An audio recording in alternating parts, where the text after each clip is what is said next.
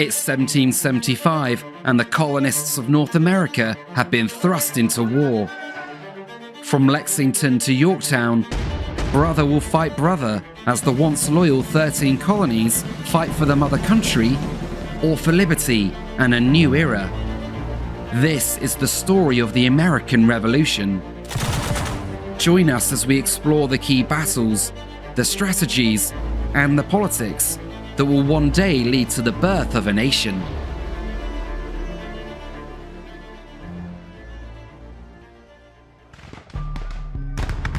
Over 150 years before the Battle of Lexington and the shots that will start the American Revolution, Europeans first begin colonizing the Americas.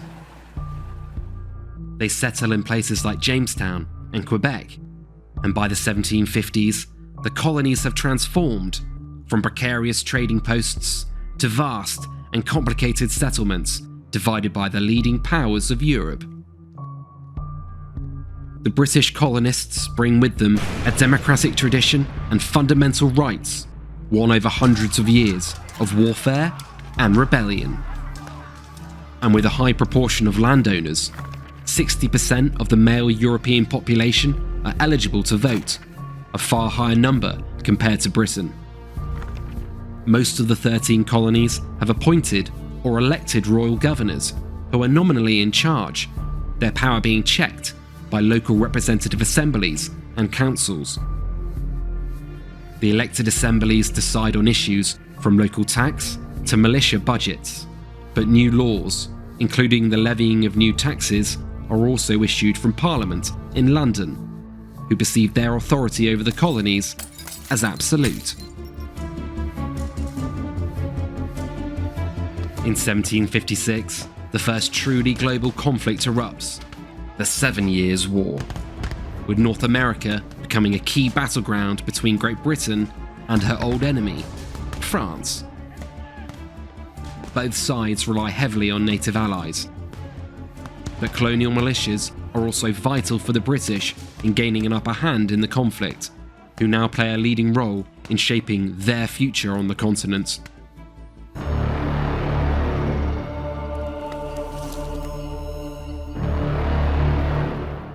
Although the British prevail and become the undisputed power in North America, they end the conflict financially ruined and increasingly expect the colonies to burden some of the financial costs of their defence. But because they see colonists as already represented in Parliament by virtue of being British subjects, they equally see no reason to consult the colonial governments directly on how to raise these funds. Many in Great Britain are angered by the idea of taxing British subjects without formal representation in Parliament, as many of the colonists desire. This includes Britain's wartime leader during the 7 Years' War, William Pitt, who tells the House of Commons in 1766, "It is my opinion that this kingdom has no right to lay a tax upon the colonies. It cannot continue a century. If it does not drop, it must be amputated." In the colonies, the levying of new taxes without consent is becoming a serious grievance. And although loyal to the King, George III, many colonists view their rights as Englishmen, including having a local representative government, as being ignored by an out-of-touch and duplicitous Parliament 3,000 miles away. After several failed attempts at raising revenue in the 1760s, anger and resistance begin to rise to Parliament's meddling throughout the colonies. In 1767, the government in London attempts to demonstrate its power through a series of laws known as the Townshend Acts, which it hopes will raise much-needed funds and crucially pave the way for future laws that will make the colonies financially self-sufficient. The plans backfire, and the Townshend Acts only pour fuel onto the fire. In Boston, riots break out, leading to the deployment of the regular army to protect local officials. Tensions boil over in the city, and an angry crowd provokes soldiers into firing. 5 colonists lay dead, in what will soon become known as the Boston Massacre. Although the soldiers, known locally as regulars, are removed from Boston, tensions in the city remain high. 3 years later, to protest laws that undercut the price of smuggled tea, Bostonians dressed as Native Americans board East India Company ships and pour £9,000 of goods into the harbour.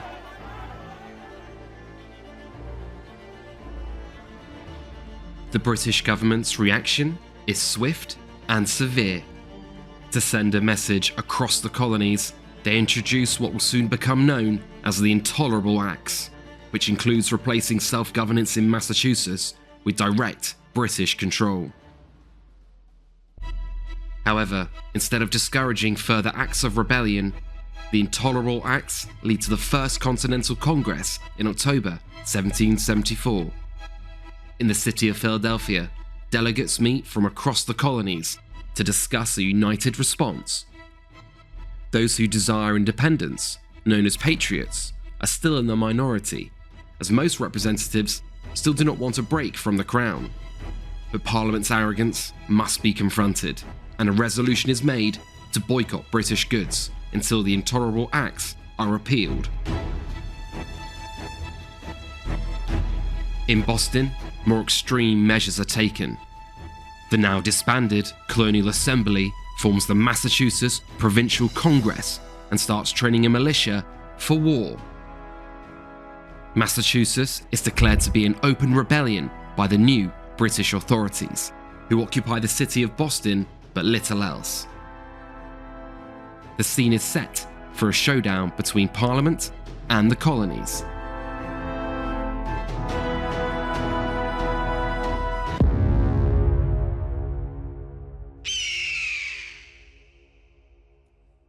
British General Thomas Gage is dispatched to Boston to take command of the quickly deteriorating situation.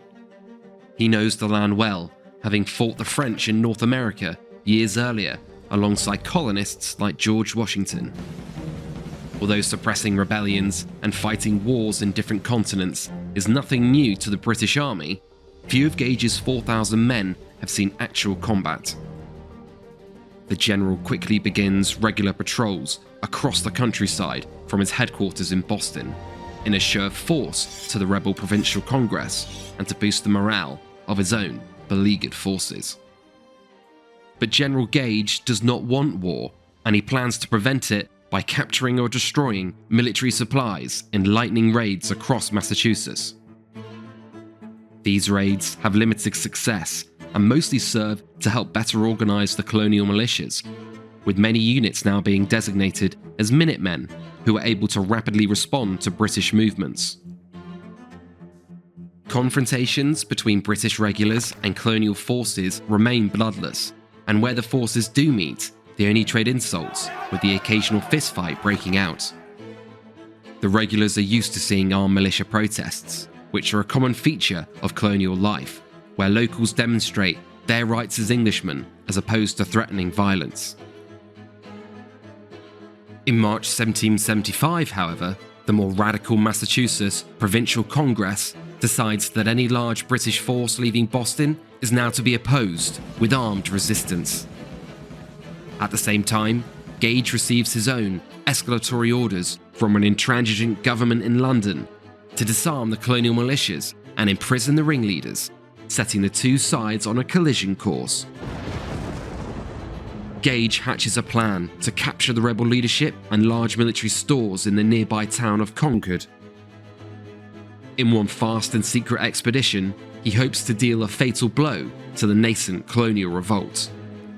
He prepares a small force of 700 men under Lieutenant Colonel Smith, giving him strict instructions to respect the rights of local inhabitants and their private property, but also to request reinforcements if resistance is met. But the Massachusetts rebels had been expecting such a move, and the evening before the raid, patriots catch wind of the plans in Boston and ride out to warn the Congress leadership and militias, narrowly avoiding British patrols.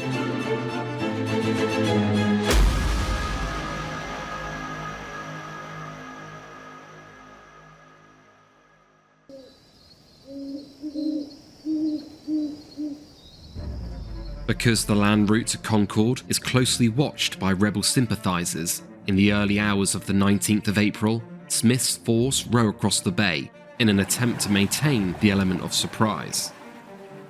They disembark into waist-deep water and by 2 a.m. begin their 18-mile march to Concord in soaking boots.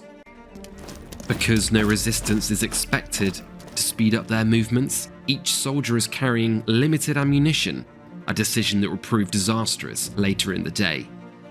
As the British march, colonial riders are spotted moving west ahead of the column. Smith then hears reports from his forward units that large militia forces are gathering at Lexington, unnerving news which quickly spreads throughout the ranks.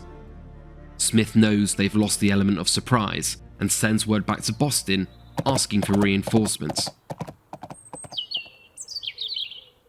As British forces arrive in Lexington, the town's militia is present. As with previous confrontations, neither side expect bloodshed, and the militia of 80 men under the command of John Parker is purposefully not blocking the road to Concord or intending to fight regular troops. Parker tells his men, "Stand your ground, don't fire unless fired upon, but if they mean to have a war, let it begin here." Without orders, a British advance guard moves on to Lexington Common instead of marching past to Concord. Commanders on both sides tell their men not to fire, and the militia is told to disperse. 100 local spectators watch on curiously as the two forces casually hurl insults at each other. As the militiamen slowly begin to leave, a single shot rings out from somewhere on the surrounding common. In the immediate confusion, other shots start to be fired from both sides until the British company volley fires without orders. Although those on the field do not yet know it, the first blood has been spilt of the American Revolutionary War, and 8 militiamen lay dead on Lexington Common. Smith regains control of the situation and berates his stunned officers, reminding them of Gage's orders. The troops are recalled, and the march continues apace to Concord. The day is young, and Smith hopes they can still complete their mission, despite the unwelcomed setback at Lexington. Upon arrival into Concord, the British search buildings where residents give them permission and burn the small amounts of contraband they can find. But there are no rebel leaders or large military stores, as anything and anyone of value has been dispersed hours earlier by the rebels. By 9 a.m, 400 colonial militia have concentrated in the surrounding hills under the command of Colonel Barrett. They have heard rumours of the events at Lexington and now see smoke coming from Concord. Assuming that the regulars are burning the town, many are surprised and angered by the apparent escalation, but they are not afraid to meet fire with fire. The exhausted British regulars resting in the town are still unaware of the dramatic change of sentiment or of the large numbers of militia that are slowly surrounding their position. Now watched on by the evacuated townspeople, Barrett and the militia resolve to save the town, and they advance. Barrett's force quickly rout the 90 regulars holding the bridge, but lightly stunned by both the escalation and their success, they fall back to the hill and regroup. There are now over 1,000 militia surrounding Concord, and Smith knows it is time to leave. The regulars spread out beyond the road for protection and start the march back towards Lexington. But columns of militia are ominously shadowing their movements, and a race begins to the first bridge. The situation has now seriously changed for Smith and his men, who were perilously outnumbered and far away from the safety of Boston Harbor. Shots start to ring out, and the regulars take casualties as they cross the bridge. British skirmishers attempt to flank the militia, who position themselves well behind walls, trees, and undergrowth. Those they catch are killed, but most of the militiamen have spent years fighting and living in the rugged terrain of North America and delivered disciplined and effective musket fire before moving position. As the speed of march increases in sheer desperation, the regulars are repeatedly ambushed by the now over 2,000 strong militia. Casualties are starting to mount as the British tactical formations are no use in the wooded countryside, and what little ammunition they have starts to run low. They spread out where they can, but at narrow passes, like at the now infamous Bloody Angle, discipline and cohesion starts to break down as the force fights for its life.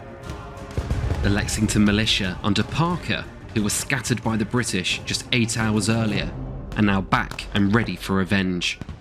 Parker prepares his men well in a wooded hill overlooking the road. As they open fire, the British commander, Lieutenant Colonel Smith, is hit in the leg and falls from his horse wounded. Desperate fighting continues up to a last ambush outside of Lexington, where the British, now exhausted from 14 hours of marching and fighting, are on the verge of surrender. Smith and his men stagger into town, defeated by their superior tactics, tenacity, and the sheer numbers of colonial militia. But just as all hope seems lost, cheers erupt in the British ranks. Smith's message for reinforcements has been answered. Under the command of Earl Percy, 1,000 British regulars are now surrounding Lexington with 2 field guns.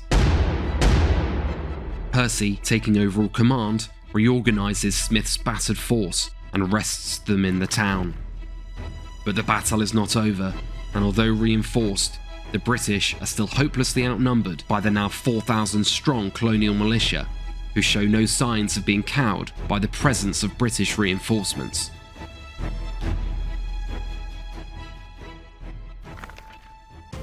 Percy soon continues the march, with Smith's battered formation in the middle of the column. A militia general, William Heath, arrives to take overall command of the colonial forces. He orders the militia to now avoid large British formations because of the threat posed by the deadly field guns. Heath's forces must continually rotate to engage the British along the road, a time-consuming and difficult manoeuvre to carry out. Desperate street fighting and bloody hand-to-hand combat occurs as the British column enters the town of Monmouth. Some atrocities are committed by the desperate and frightened British troops, as each building is cleared of sharpshooters.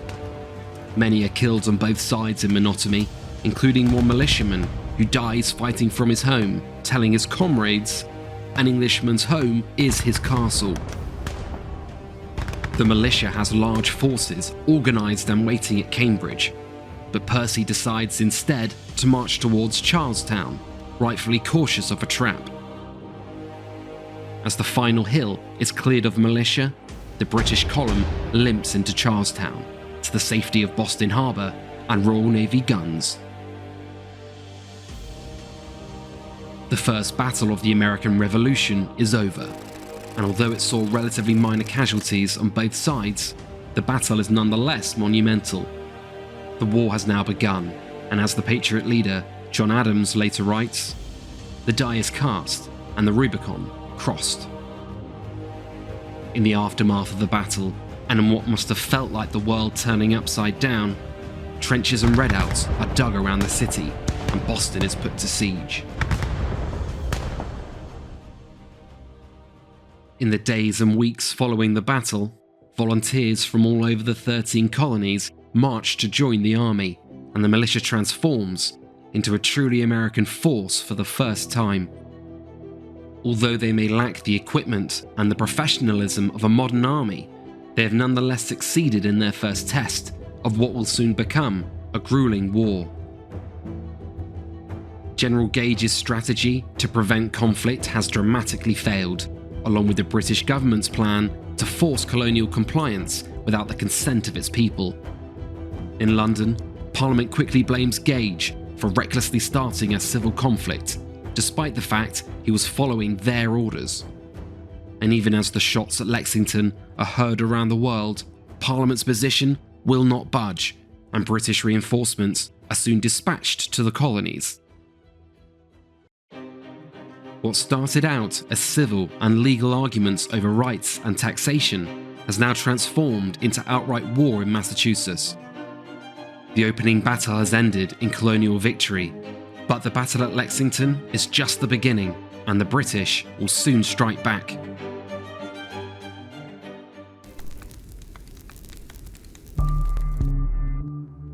In April 1775, the first shots have been fired of the American Revolution at the Battle of Lexington. News of the fighting and the unexpected British defeat spreads like wildfire across North America. In an astonishing turn of events, American colonists are now besieging the British Army in Boston, and both sides are primed and ready for a second encounter to settle scores and land a decisive blow.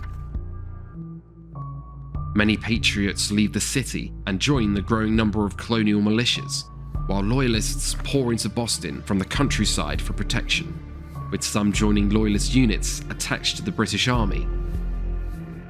The fighting has followed years of civil disagreements over the British Parliament's right to introduce laws and taxes in the colonies without their representation. After Lexington, many colonists feel betrayed by His Majesty's army, and militias and civil leaders spring into action to remove loyalist authority where they can. Royal governors struggle to resist, and most loyalists go underground. In the weeks after the battle, British military arsenals are seized, including the poorly defended Fort Ticonderoga in New York on the 10th of May 1775. Vital cannon are captured, which include heavy mortars and howitzers the colonial forces will desperately need in the coming conflict. On the same day, the Second Continental Congress begins in the city of Philadelphia. Congress is slowly taking charge of the situation as they become the de facto government of the 13 colonies and vote to borrow money, recruit new regiments, and purchase essential supplies like gunpowder. Although the majority of delegates still favour reconciliation with Great Britain, the Battle of Lexington has shaken those prospects. And in June, with no sign of the British Parliament removing the intolerable acts or negotiating, Congress votes to create the Continental Army, with George Washington as its new Commander-in-Chief. The British forces, commanded by General Gage, remain bottled up in Boston, low on supplies. Gage abandons Charlestown, an unusual decision given the strategic value of the heights overlooking Boston. He also offers a pardon to the colonial forces if they lay down their arms, except for the leadership, which only serves to inflame tensions further. The British government, now distrustful of Gage's ability to command, sends Generals Howe, Clinton, and Burgoyne, along with reinforcements, to keep a watchful eye over Gage. For the time being, Gage remains in overall command of the 6,000-strong British force, and in June, realising his mistake or attempting to satisfy his new lieutenants, he resolves to both reoccupy Charlestown and fortify the southern Dorchester Heights. Gage theorises that he can use these bases as a staging ground to push out and break the siege, which, followed by a swift battlefield victory outside of Boston, may well end the war before it's truly begun, saving the situation and his reputation. Although the newly named Continental Army still lacks the training, equipment, and organisation of its counterpart, at 15,000 strong, it remains a force to be reckoned with. Continental forces also control an excellent intelligence network inside of the city, and within days of the British plans to seize the heights being agreed, the commander of the Continental Army, General Artemus Ward, is aware, and he moves to stop the British. Although his army does not yet possess heavy cannon, General Ward is well aware that if he can occupy the heights with guns, he can quickly make the British position in Boston untenable by bombarding both the city and crucial British supplies that can only arrive by sea.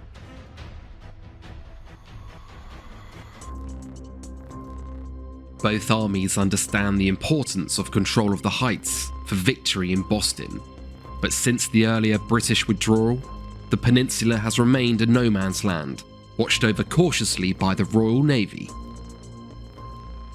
There are two main hills on the peninsula, Bunker Hill to the north and Breeds Hill to the south, overlooking Boston.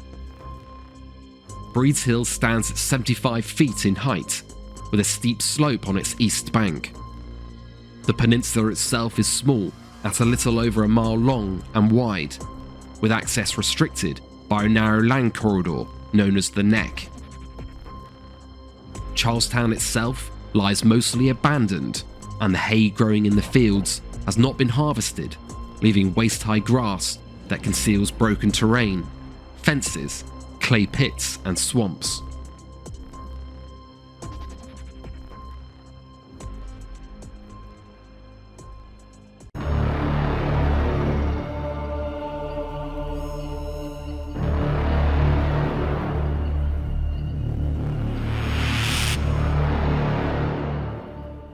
In the early hours of the 17th of June, and the day before Gage plans to take the Heights, Colonel William Prescott leads 2 Massachusetts regiments of 1,000 men onto the peninsula.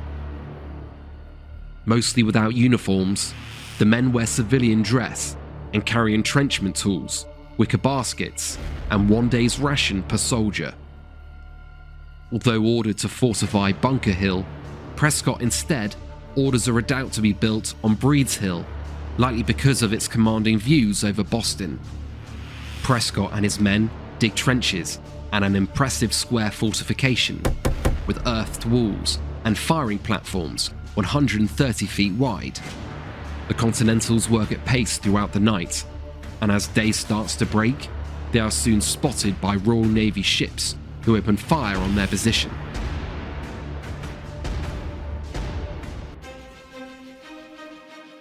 British Commander Gage wakes to the sound of guns. Looking out across the bay, he is well aware of the danger and knows that he must control the Heights if he is to stay in Boston, let alone break the siege. Although urged to act quickly, he takes his time and debates with his commanders the best course of action. General Clinton advises to take advantage of the narrow passage to the peninsula and land behind the Continental forces to take control of the Neck, besieging the Continental positions until they are forced to surrender. But Gage, following military doctrine of the day, does not want to expose his men to attack from 2 sides, and opts instead for a simpler and bloodier direct assault of Breeds Hill. The troops are marshalled in Boston, and in the early afternoon, Gage orders General Howe to lead 2,000 British regulars and storm the Heights. The British row across the bay in longboats, their bayonets glinting in the hot sun. At 1 p.m, companies of light infantry, grenadiers, and marines begin landing to the east of Charlestown. Both sides call for reinforcements, and Continental forces from Connecticut arrive to reinforce Prescott's left flank, where they hastily build fletches, breastworks, and trenches. Over 3,000 men of the new Continental Army are now spread across the hills, including almost 2,000 concentrating around Breeds Hill.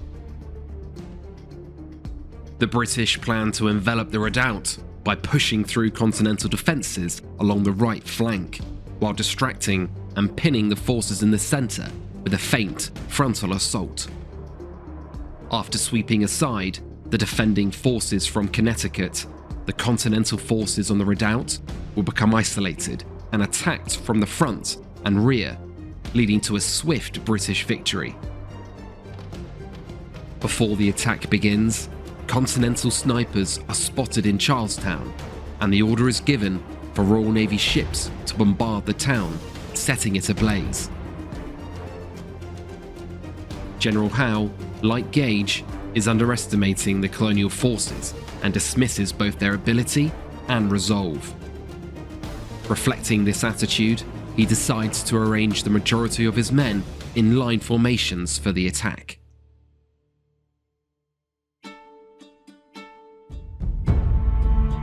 For 18th century warfare, line formations were typically employed for straightforward, battlefield engagements, where a wide front of men, 2 to 4 ranks deep, presented more men to the enemy, maximising firepower while staying cohesive enough to charge an enemy with bayonets. Line formations are slow-moving and vulnerable at the flanks and rear, but trained troops can quickly organise into squares to defend against cavalry attack. During the American Revolution, infantry would come to dominate the battlefield, as both sides struggled to maintain large cavalry formations. For attacking fortified positions, military doctrine of the day dictated advancing in a column formation, moving as a narrow body of men to reduce frontal casualties and pack a concentrated punch to the enemy upon contact. The majority of soldiers on both sides used similar flintlock muskets, with the Brown Bess being the most common. These were typical muskets of the age and can be fired 3 to 4 times per minute by a trained soldier who could be expected to hit a target 50% of the time at 300 feet or 90 meters away. Many colonials also use more modern rifles that have twice the range of muskets but are slower to load at 1 shot per minute.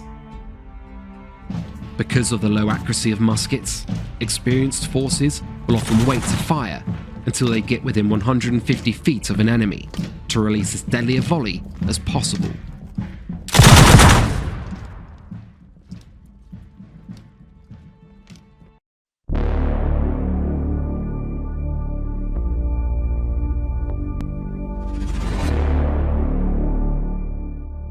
At 3 p.m, the attack begins.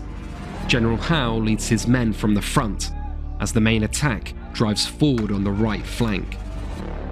Royal Welsh Fusiliers lead the way, but they are slowed down by carrying their full packs and negotiating the difficult terrain in front of them. As the British forces advance, they pause for artillery pieces to fire, which do little damage to the entrenched continental positions. The colonial forces wait patiently until the British are just 100 feet away before finally opening fire. At that range, they are able to devastate the British ranks, who are easy targets in their slow-moving line formations. 100 Fusiliers are immediately killed and many more wounded at the front of the assault, which first falters and then disintegrates as the British fall back in disarray. The secondary attack on the redoubt is met in a similar fashion, made worse by remaining snipers in Charlestown and the heat from the afternoon sun as the soldiers march up the hill in wool uniforms. British forces withdraw as the attack ends in failure, and General Howe regroups his men to the east of Charlestown.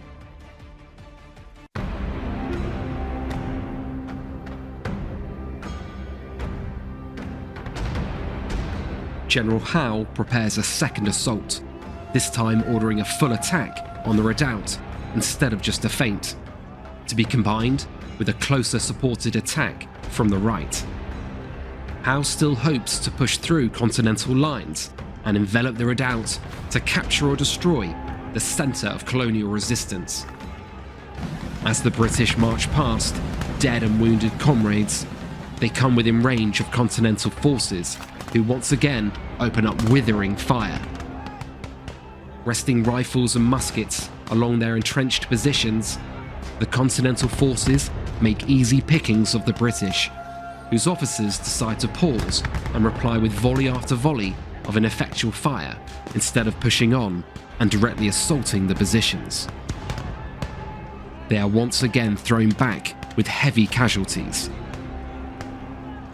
But there is also now confusion in the continental ranks as critical reinforcements arrive but remain directionless on Bunker Hill, while many others flee the field.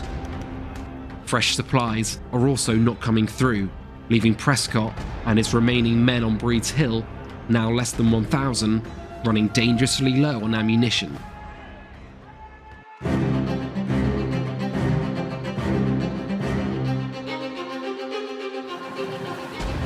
Before a third assault can begin, 400 British reinforcements arrive from Boston, accompanied by an eager General Clinton, who rallies a further 200 wounded to form up for the next attack.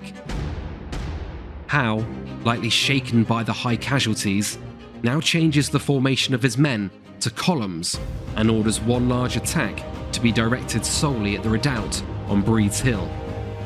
He tells his men to drop their heavy packs and use their deadly bayonets, which the Continental Army, now short on ammunition, does not possess in large numbers. Where the British have come to fear the deadly accuracy of Continental rifle fire, the Continentals fear the cold steel bayonets of the regulars. The British feint a small attack on the right, but the majority of the men now charge up the hill with their bayonets ready. Officers encourage their men forward, shouting for them to push on, as artillery pounds the colonial positions. This time, the concentration and speed of the assault shows results, and the regulars begin to breach the redoubt.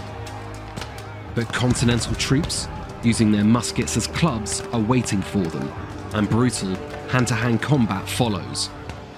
The Continental commander, Colonel Prescott, is in the thick of the fighting as he parries bayonets with his sabre. But with superior training and weaponry, the British have a significant advantage and begin to push the Continentals back while inflicting heavy casualties. Prescott and his men give way and retreat from the hill, but it is not a rout, and the Continental forces are able to fall back to Bunker Hill in good order, covered in part by their left flank. General Clinton, eager not to let the Continental forces reorganize on Bunker Hill, starts preparing British troops for a fresh attack. But before it can be launched, the Colonials begin to withdraw.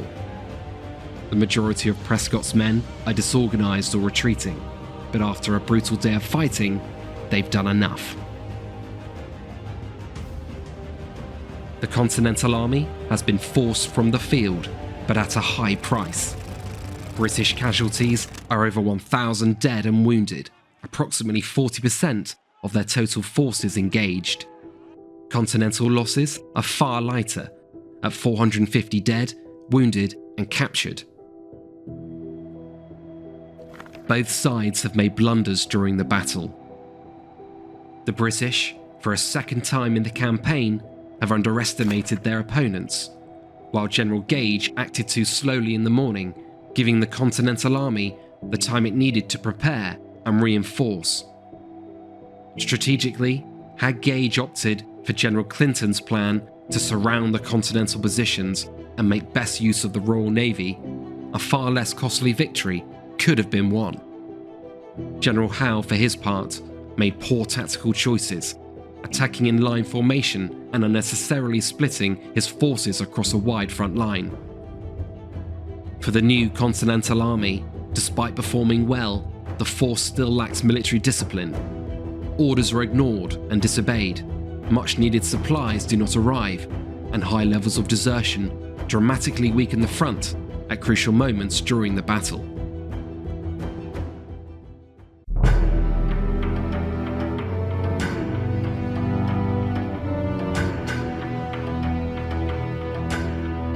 Two weeks later, in July, the newly appointed commander of the Continental Army, General George Washington, arrives in Cambridge and begins to reorganize the free-spirited militia into a professional, fighting force.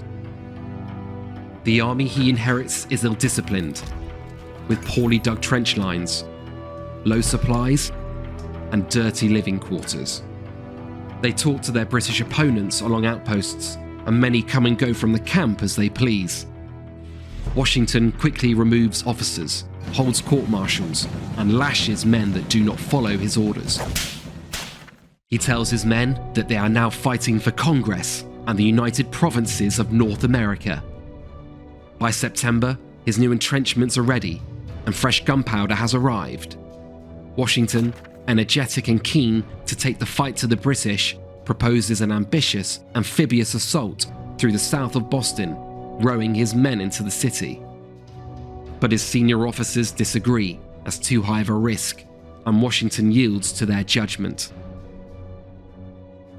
Despite the bloody fighting at Bunker Hill, Congress is still divided. John Dickinson, an influential delegate from Pennsylvania, leads the majority in still seeking peace and reconciliation with Great Britain. In July, Congress sends a final petition to King George III, affirming their loyalty and asking for a lasting settlement that removes Parliament's undemocratic authority over the colonies. Congress hopes the petition will open negotiations, but by the time the letter arrives, the King, having heard of the events at both Lexington and Bunker Hill, has already signed the Proclamation of Rebellion and will not read the petition from Congress. The proclamation declares the colonies to be in a state of rebellion and orders officials from across the empire to suppress the traitors by force. Although many on both sides of the Atlantic still wish to avoid civil war, the proclamation has severely weakened the hand of delegates like John Dickinson and his Whig supporters in Parliament, and reconciliation seems more and more unobtainable. Days after news of the battle reaches London, Gage is recalled to Britain in relative disgrace. There were already concerns about his ability to command, and Bunker Hill is the final straw. General William Howe replaces him as the British commander in North America. Aside from the high casualties, the Battle of Bunker Hill dramatically changes British calculations. Howe is deeply affected by the battle and has a new respect for the Continental Army. By winter, the Continental forces have shrunk due to enlistments ending and desertions, and the British, with fresh reinforcements, now have 10,000 men in Boston. Although Howe now outnumbers Washington for the first time in the campaign, he now does not want to risk an attack. General Howe has problems of his own. Poor morale is leading to desertion, as his men suffer through the winter with a lack of firewood, proper quartering, and fresh food that can only come in from the sea, and which is often captured by colonial privateers. Despite the perceived opportunity, the British command has become overly cautious just as they gain the opportunity to go on the offensive.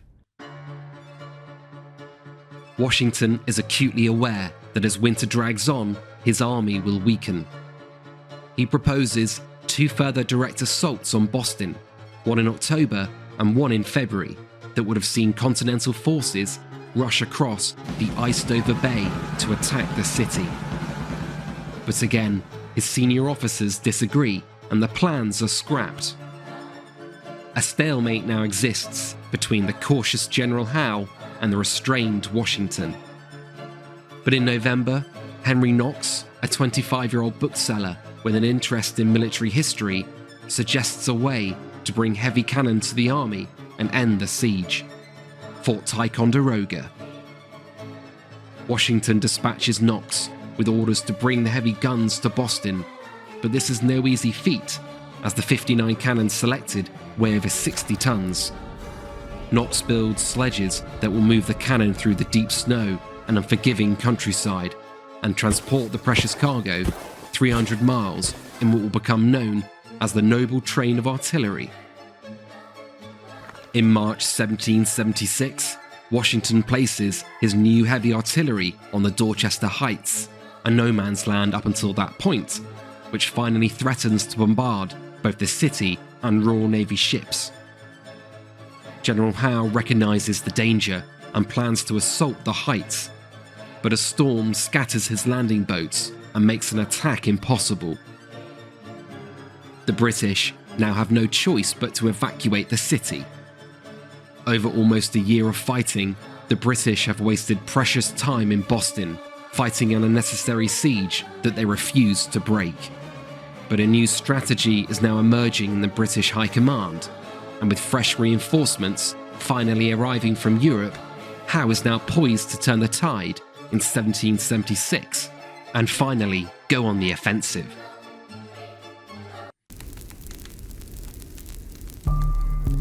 In 1775, British authority is slowly collapsing across the 13 colonies. but it's in New England where the revolution has truly taken hold. The northeastern colonies have become the centre of the rebellion against the British Parliament's attempts to dominate the colonies, and rebels have won control of the militias, courts, the press, and assemblies. While the British Army is besieged in Boston, Congress and the Continental Army know that reinforcements from Europe will strike against them the following year, in 1776. Benedict Arnold, a recently appointed colonel in the Continental Army, has become a leading voice of the dangers posed by British control of the St. Lawrence River and the province of Quebec. He argues that if New York is seized, British armies could march from the north and the south to cut off New England and strangle the rebellion from both land and sea. Many also hope that their Canadian cousins will join them in rising against the British, and that Quebec will become the 14th colony to rebel. Congress invites Quebec to join the Continental Congress, but this is ignored and their calls to arms fall on deaf ears.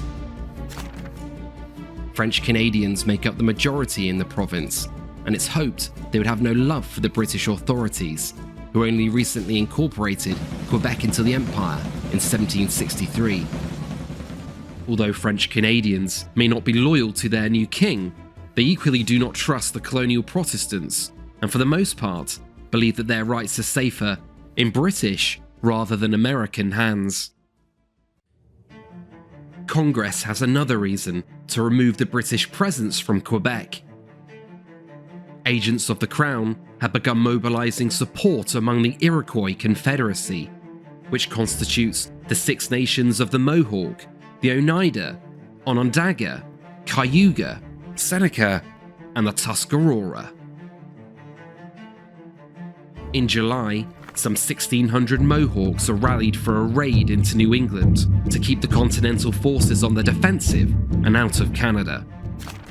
But the British governor of Quebec, Guy Carleton, sends the Indians home out of fear that their presence will tip local opinion decisively in favour of the revolution.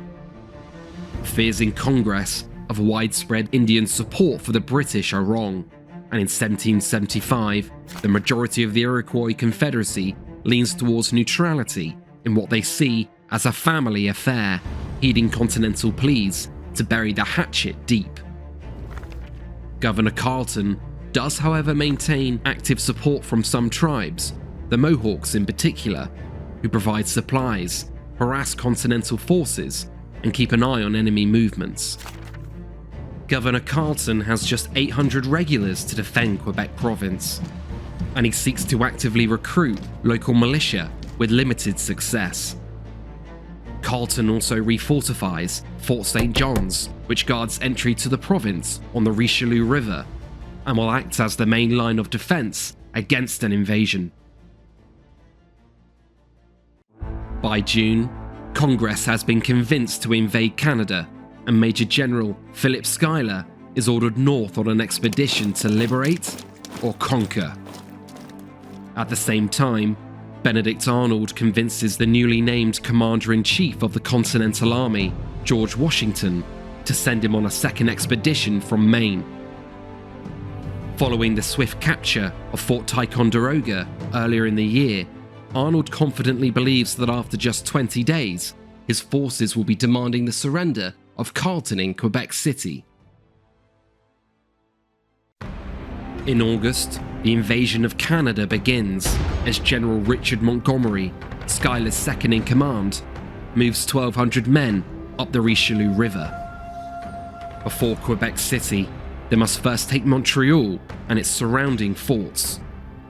Carleton conducts a passive defence and does not actively use his Canadian militia and native allies to support the besieged fort at St. John's, with its 700 regulars and militia trapped inside. By early November, without relief or supplies, the British garrison surrenders, and as news reaches Montreal, Loyalist militias evaporate. The remaining British forces are captured as they attempt to withdraw. Carleton slips away, dressed as a common man, making his way, alone and defeated, to Quebec City. The Americans have successfully defeated the bulk of the British army in the province, but their liberation of Montreal will soon prove unpopular with the locals. Catholic churches are arbitrarily shut down, and taxes are imposed without representation in Congress, an irony not lost on the Canadians.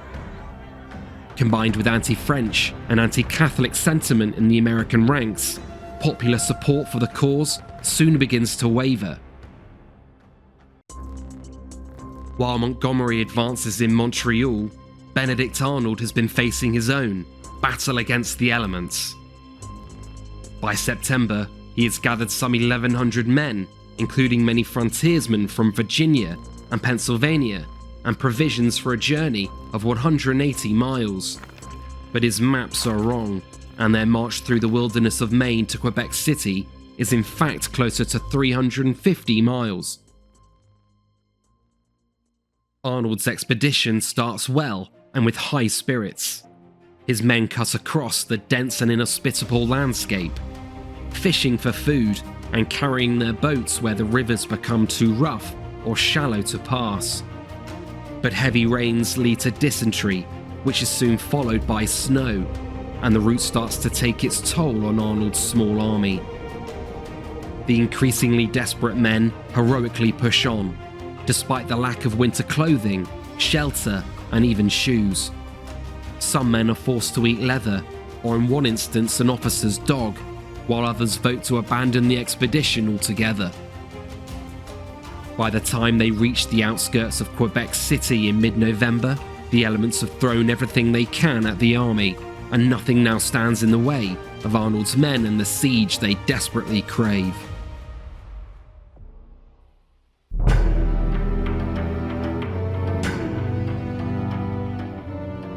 Benedict Arnold has lost almost half his army to the expedition, which now stands at 600 outside of Quebec City.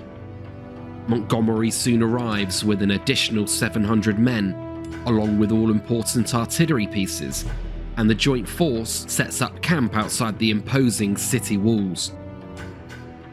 Emissaries that are sent to demand a British surrender are shot, and letters that do reach Carleton are burnt in front of his men before being read.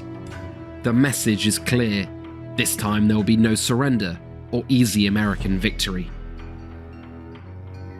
The British forces are led by the recently arrived Carleton and a battle-hardened Highlander, Alan Maclean, who had once fought against the Crown in the Scottish Jacobite Rebellion 30 years earlier.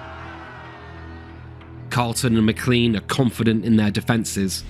The walls of Quebec are strong, and they've marshalled an assortment of 1,800 troops, including local militia, Scottish Highland emigrants, a handful of Marines, and large numbers of sailors drawn from ships in the harbour.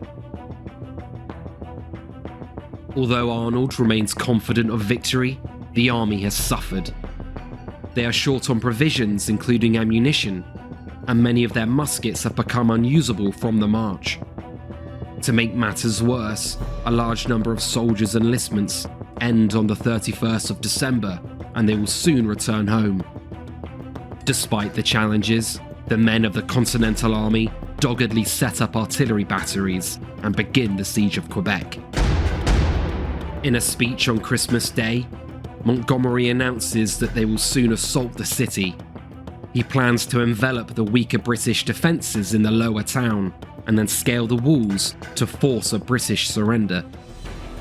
They wait until December 30th for a storm to cover their movements, and Montgomery gives the order to attack.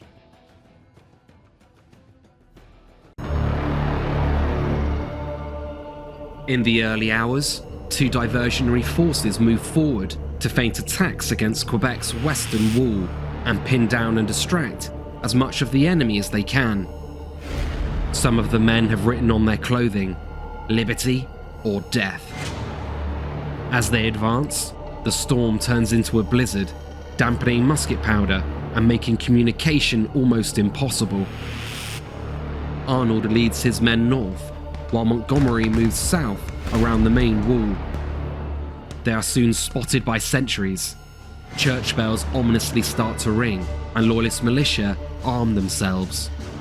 Sensing that time is of the essence, while the bulk of the Continental force breaks down wooden palisades, Montgomery takes the initiative and moves with an advance party of 50 men through the blizzard and into the streets of the lower town.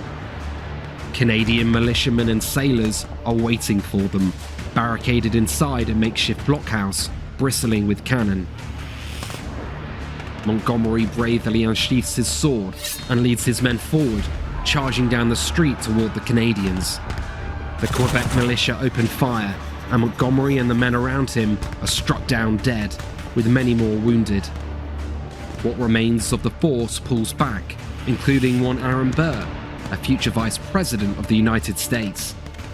Without proper leadership, they decide that further attack is suicide, and elect instead to fall back to the Plains of Abraham.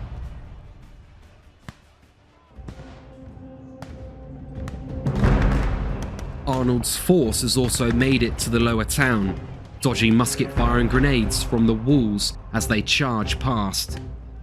The first barricade is manned by 30 Canadians, and as Arnold prepares to charge it, he is hit in the leg by a musket ball.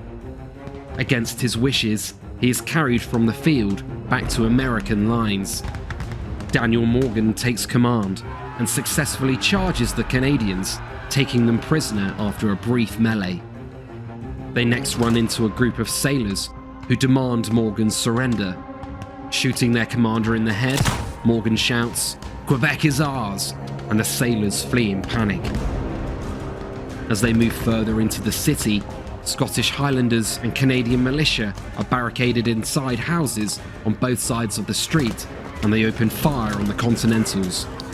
Savage hand-to-hand combat follows, with bayonet against bayonet in the tightly packed buildings.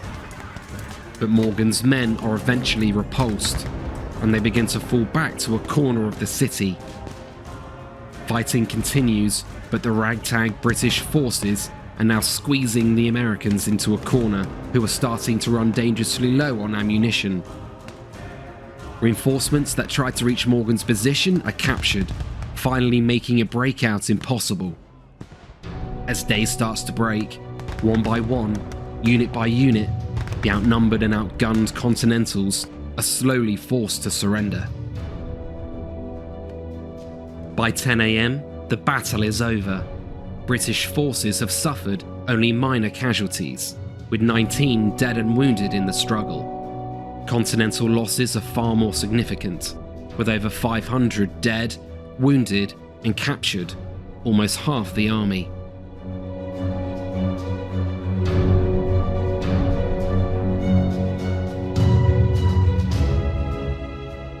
British and Canadian morale is greatly lifted following the battle, and committees are soon established to deal with local traitors that aided the American cause. Governor Carleton, however, does not take advantage of the precarious American position and sally out to complete the victory.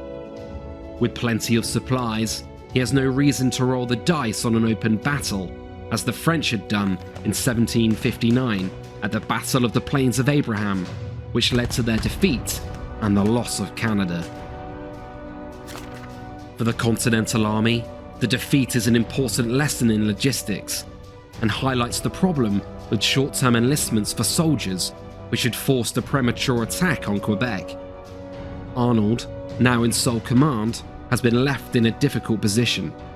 With just 600 men, his requests for reinforcements are initially ignored, with fears of a pro-British uprising in Montreal and a growing number of Iroquois and other tribes joining the British cause further south. However, by April 1776, reinforcements have slowly trickled through, and the Continental Army rises to 3,000 men under fresh command.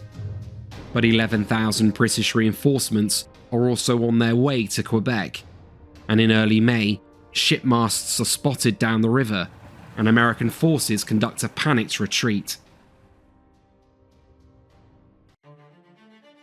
Carleton is once again idle and slowly pursues the retreating Continentals despite a string of minor victories as they march south. Carleton imagines that his leniency in battle will win rebels over, and make post-war reoccupation easier for the British. Arnold's defences around Montreal, although doomed, are energetic, and he is successful in slowing the British advance until the start of winter. Carleton's passive advance, combined with Arnold's spirited defence, has prevented a full-scale British counterattack in the summer of 1776, which may well have changed the outcome of the war. American forces have courageously and stubbornly marched into Canada, but the unforgiving environment and the high walls of Quebec were too great a challenge, and for now, there would be no 14th colony to join the rebellion. The British Army in Canada, now under the command of General Burgoyne, will have to wait until the spring of 1777 to launch their planned counteroffensive to end the rebellion once and for all. But in the meantime, a few hundred miles east, another British force is on the move and heading for New York City on a confrontation with George Washington.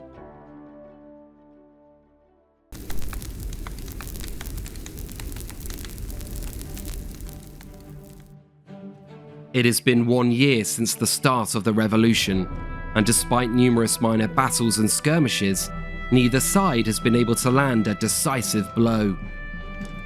But in New York, both armies are now concentrating their forces, and the first major campaign of the war is about to begin.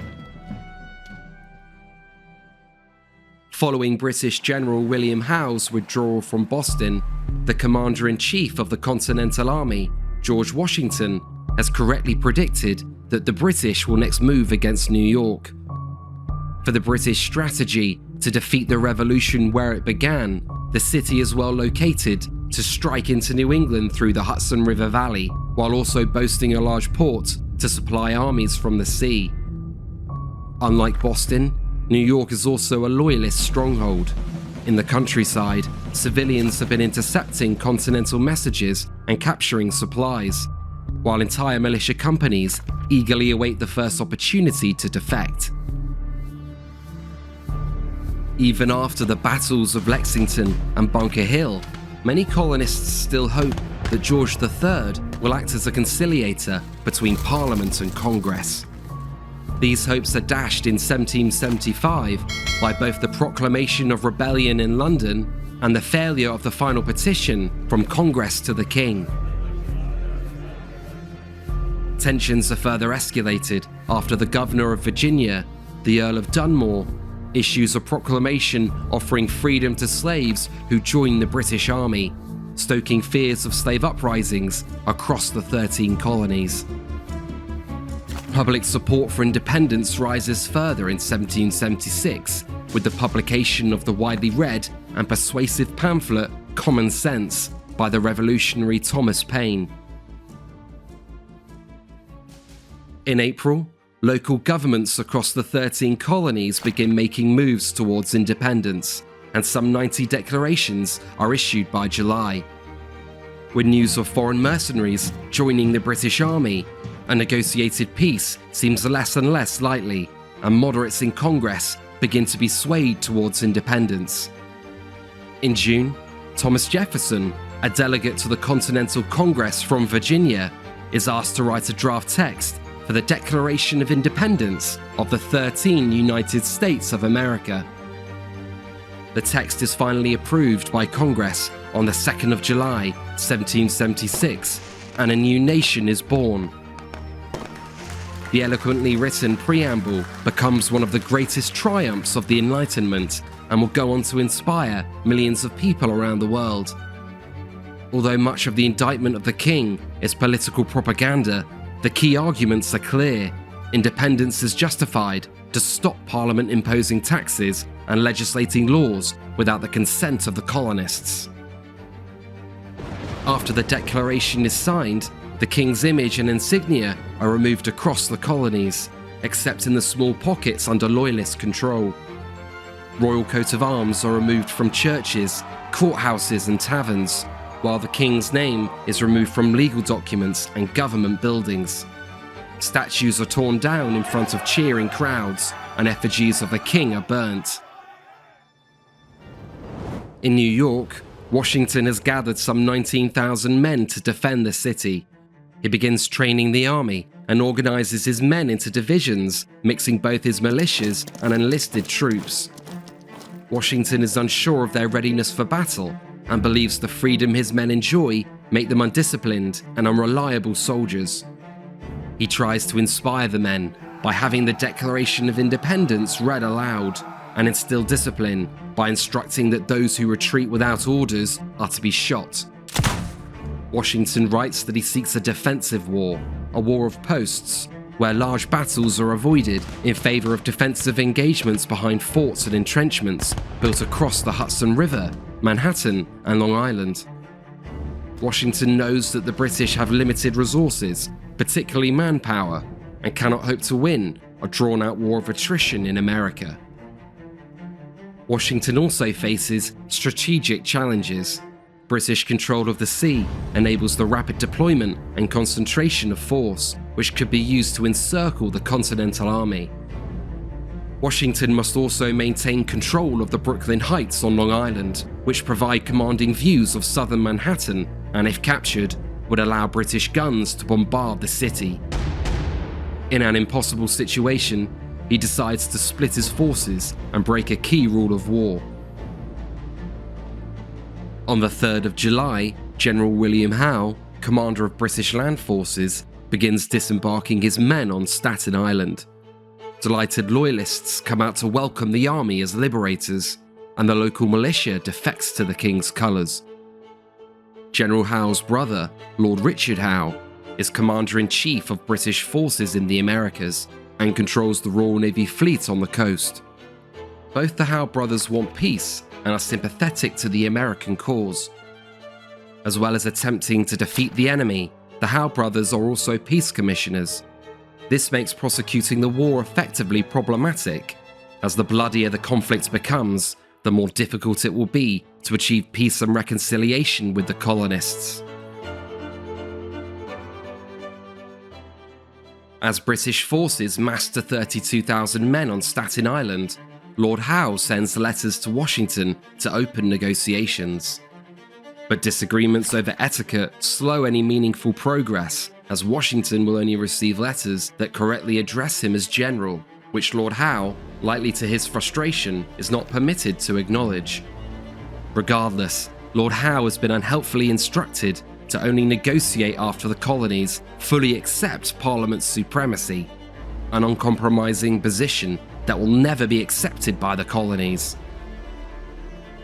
With negotiations going nowhere, on the morning of the 22nd of August, General Howe begins landing troops on Long Island, which soon totals 20,000 men, including 5,000 Hessian mercenaries.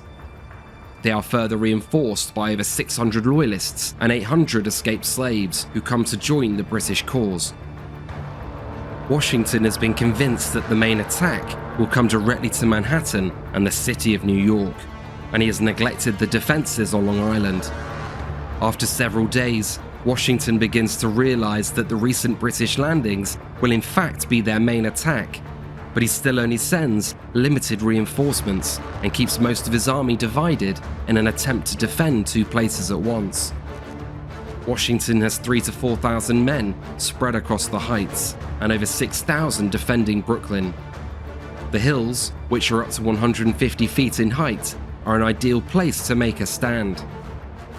They are covered in woods with only narrow passes cutting through, providing Washington with an opportunity to make the British wade through much blood and slaughter before retiring in good order to the Brooklyn Heights. British generals Henry Clinton and Charles Cornwallis had led the landings onto Long Island. Soon afterwards, Clinton begins to reconnoiter the rebel defenses. A loyalist farmer informs Clinton that the Jamaica Pass on the right is guarded by just 5 Continentals, a significant oversight by Washington and his second-in-command, General Putnam. Clinton devises a plan to distract the American front, while half the army moves behind the heights to turn their flank. He takes the plan to General Howe, and although the two men despise each other, Howe agrees, and the British prepare to attack on the evening of the 26th of August.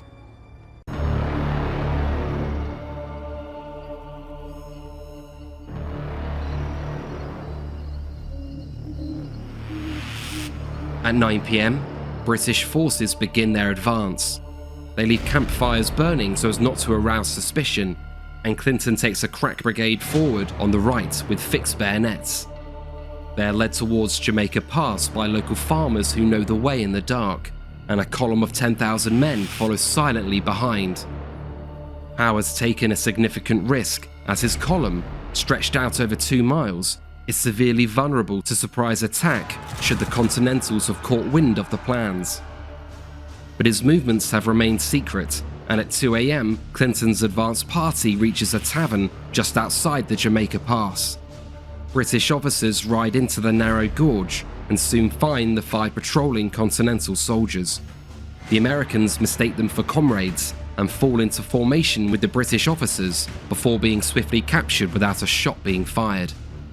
Howe has successfully maintained the element of surprise, and his men slowly begin to cross the heights. On the left, British General Grant moves earlier than instructed.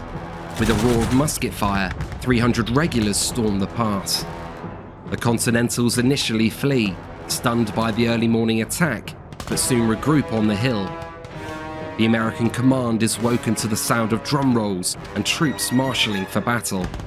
General Lord Stirling is responsible for the American right and moves forward with his 1,600 men. Twice Grant's regulars attack the hill, and twice they are repulsed by the now organized Continental Army. In the center, the Hessians under General von Heister begin bombarding the hills, and his men line up for battle with their well-dressed uniforms, drums beating and flags waving. But they do not move. Continental General Sullivan and his men confidently watch the Hessians, who they are eager to fight, and Sullivan sends reinforcements to Lord Stirling. The battle has so far gone as expected for the Continental Army, and Washington arrives in Brooklyn to take command of the battle. But at 9 a.m, the situation is about to dramatically change. 2 heavy cannons are heard from somewhere behind the heights, and to the shock of the Continentals, British forces are spotted advancing through Bedford Village. The 2 cannons have signalled General von Heister's division to finally push towards Sullivan's headquarters at Flatbush Pass, and the advancing mass of blue uniforms and flags now begins to intimidate rather than amuse. As the trap quickly begins to close, the Continentals on the left have been taken completely by surprise, and the rout is almost instantaneous. Pennsylvanians at the end of the line break at the sight of the enemy to the front and rear, and the men at Bedford Pass get caught up in the retreat. Despite sporadic resistance, the last Continental formations in the center are surrounded and forced to surrender by 11 a.m, while General Sullivan is captured by Hessian Fusiliers hiding in a field. On the British left, Grant is now pushing Lord Stirling slowly up the road toward Brooklyn. But Delaware and Maryland Continentals, in close formation with their colours flying, continuously counterattack and keep the British in check.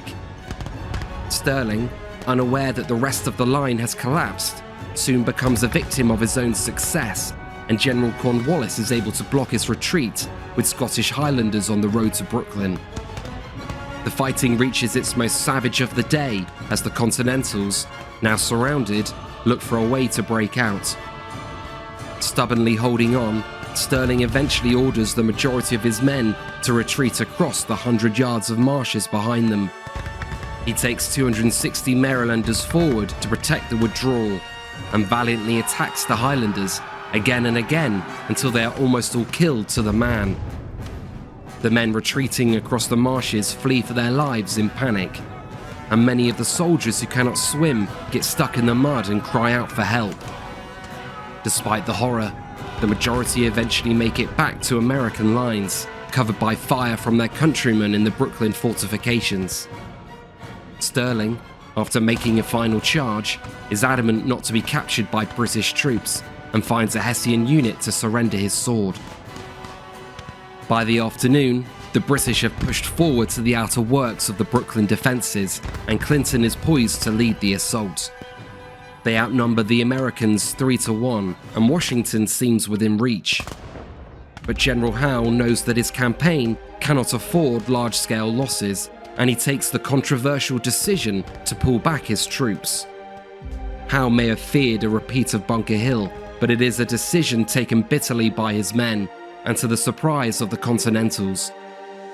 After the war, many would accuse Howe of letting his American sympathies become treasonous for failing to press an attack that would have almost certainly have succeeded in Brooklyn.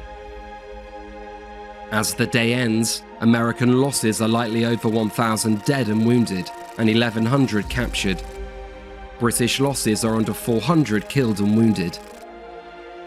Washington partly blames the defeat on his undisciplined men, who are unwilling to do their duty. But it is in fact his own staff's failure to properly guard the flanks that ultimately sealed their fate.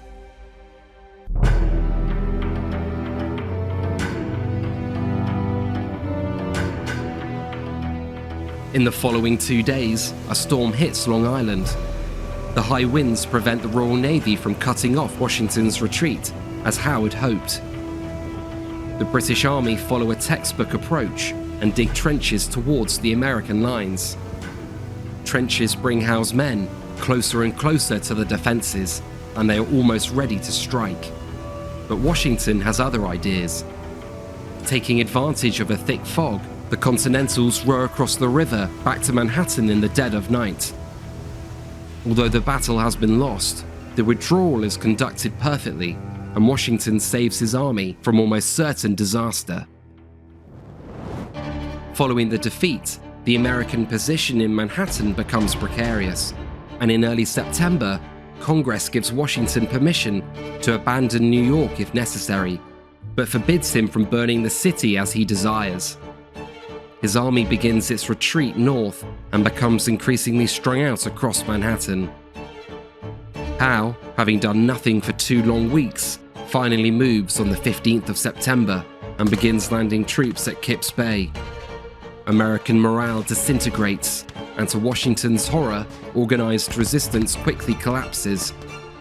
He writes, "Are these the men with which I am to defend America?" Having landed in the middle of the Continental Army, Howe is well placed to cut off well over 3,000 retreating soldiers in the city. But inexplicably, he does not move his army, and Washington's men are able to retreat unmolested across Manhattan to fresh defenses in Harlem. In New York City, crowds welcome British troops as they march through the streets. Roles are reversed, and loyalists now take revenge against patriots that had previously tormented them. Not long after the British arrive, a fire breaks out that destroys a quarter of the city, and the rest is only saved by a strong wind that stops its spread. The true cause of the fire remains unknown, but many suspect Washington secretly gave the order to deny the city and its large port to the British. The next day, on the 16th of September, probing attacks are conducted against Harlem Heights, and Highlanders are pushed back in a bloody skirmish. Howe rests his men and waits 3 more weeks before advancing further. The break gives Washington time to organize his army and bring in much-needed reinforcements. Howe hopes to avoid further costly battles and instead force a surrender by encircling the Americans in Manhattan.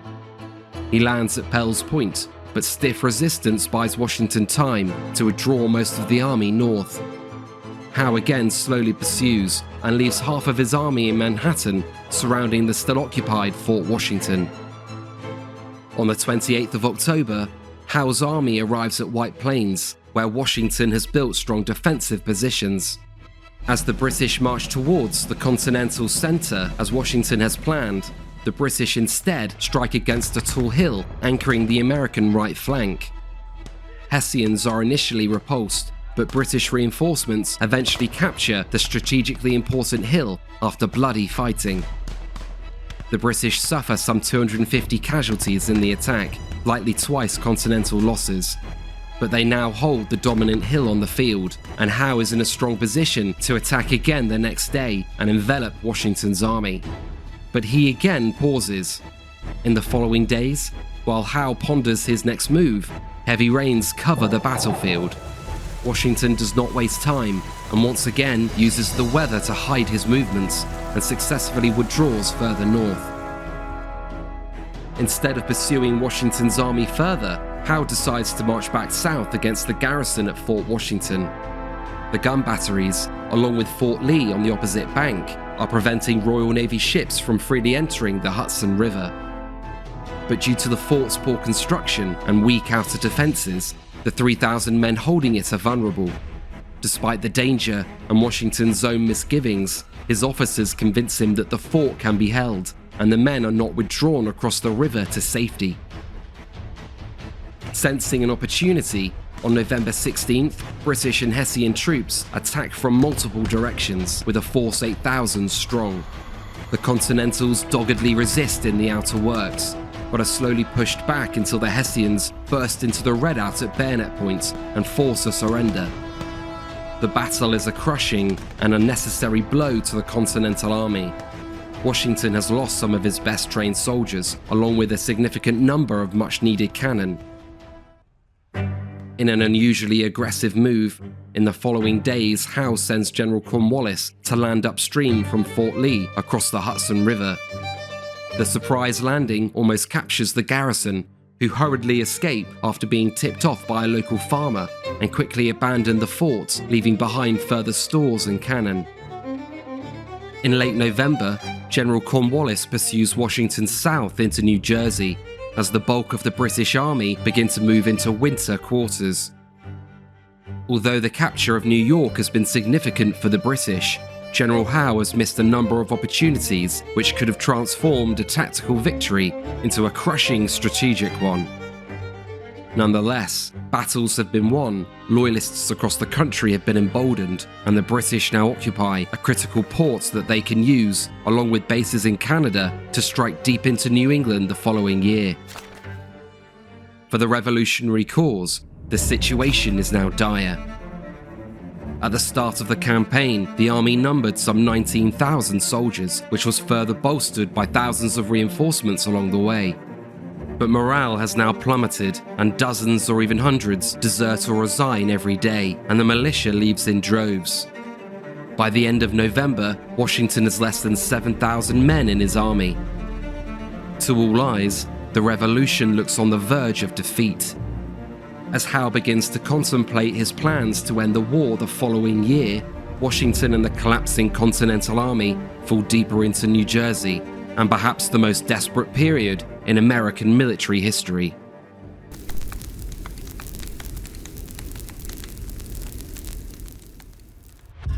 Only months after celebrating independence in July 1776, the prospects of the newly created United States of America look desperate. The Continental Army is on the verge of defeat following the failures in Canada and New York, while many see the collapse of the rebel government as imminent.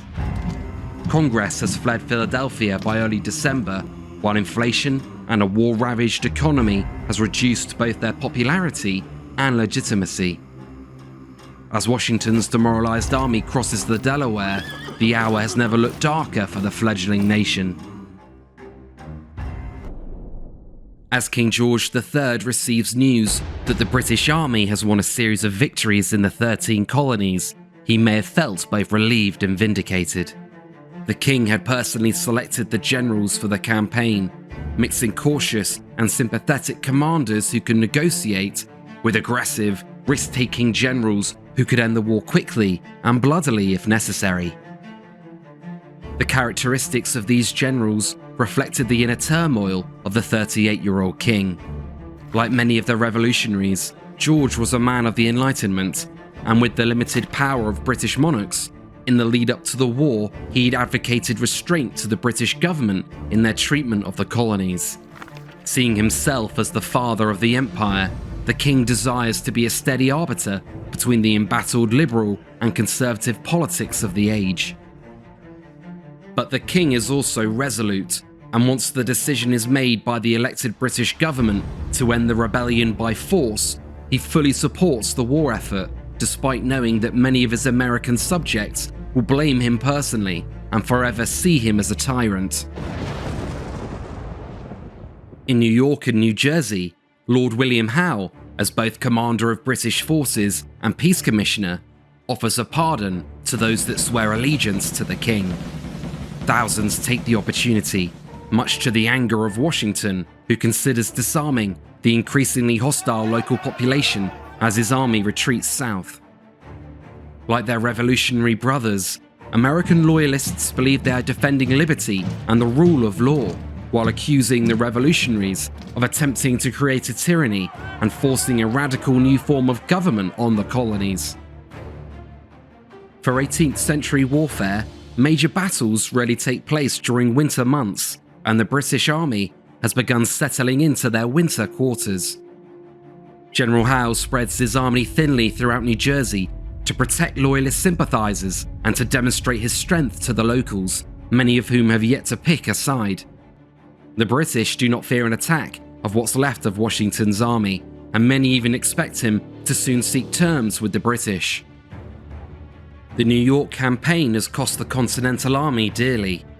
They have lost over 200 cannon, thousands of muskets, and the army has shrunk from 20,000 men to less than 3,000 as they leave New Brunswick. A very pitiful army to trust the liberties of America, Nathaniel Greene writes. Most of the remaining men have inadequate winter clothing, and their enlistments end on the 31st of December, where many of them will go home. Washington tells his brother that the game is pretty near up, and he has his home in Virginia ready to be evacuated, fearing the worst. Congress, out of desperation, grants Washington sweeping new powers, which include recruiting entire new armies. Many patriots are concerned about the amount of power given to one man, and fear that, like in ancient Rome, the new armies will become loyal to their general and not the country.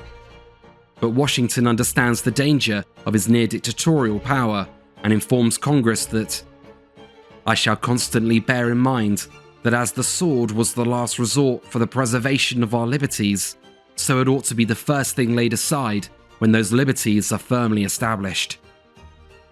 With the future of the United States resting on the shoulders of Washington and his shrinking army, his best intentions may soon become irrelevant if the situation does not dramatically change. Washington's second-in-command, General Charles Lee, has a force of over 5,000 men further north in New Jersey. In the hope of striking into Howe's rear, Lee has been ignoring Washington's summons to join their forces further south. Lee has been critical of Washington's handling of the war, and his refusal to move south borders on insubordination. On December 12th, a 21-year-old British cavalry officer, Bannister Tarleton, captures General Lee with a scouting party as he writes yet another letter complaining about Washington. Lee is perhaps the most experienced commander in the Continental Army, and his loss is a severe blow. Although with Lee out of the way, reinforcements are finally able to move south and reinforce Washington across the Delaware. In its current state, Washington's army is in no position to defend the capital, Philadelphia. Its loss, combined with further battlefield defeats in 1777, may well convince Congress to seek a negotiated settlement, as the British fully expect. Above all else, to keep the cause alive, Washington must now recruit fresh armies. But uncontested British control across New York and New Jersey makes him look weak, which cripples his ability to attract volunteers. To prove the war is not yet over, he needs to show the people that the Continentals are still in the fight and able to stand toe-to-toe against the British. On the British side of the Delaware River, the most exposed part of the line has been given to 1,500 Hessian mercenaries under Colonel Rall. Rall is well aware that his small numbers make him vulnerable in Trenton, which offers little natural defences. Despite receiving intelligence Washington is planning an attack, he makes no effort to build a strong redoubt in the town, as his officers suggest. Instead, he simply requests reinforcements, which is promptly denied by General Grant. South of the Delaware, Washington has now concentrated some 6,000 soldiers and militia. As perhaps a final roll of the dice, he is devising a complicated plan to firstly push the British out of Trenton and then out of New Jersey altogether. He also hopes to capture the main British supply depot in the region at New Brunswick, which houses stores that his army desperately need, including gunpowder, muskets, and a large war chest of £70,000. Its capture would degrade the British Army's ability to fight in New Jersey and stunt their plans for 1777. For the attack on Trenton, Washington is to take 2,400 men across the Delaware northwest of the town, while the rest of the army is to cross at 3 locations further south. The future of the revolution now rests on Washington's small army as they prepare to cross the river on Christmas Day, 1776.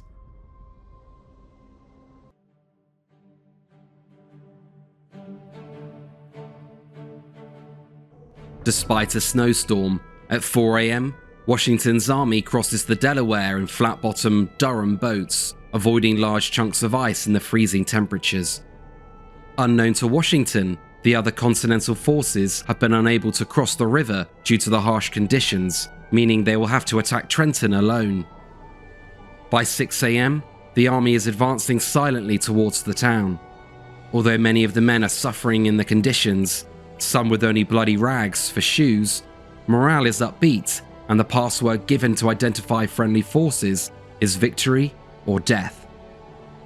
General Sullivan, recently released by the British, takes his division along the River Road, while General Greene marches on the Pennington Road a mile to the east. Hessian patrols that were sent out from Trenton in the early hours begin returning at 7 a.m., having seen nothing in the dense snow. All is quiet for the Hessians in Trenton as the sun rises on Boxing Day, 1776. At 8 a.m., Sullivan and Greene's forces arrive to the outskirts of town. Greene is the first to meet the Hessian pickets, who open fire at what they initially assume is another Continental raid.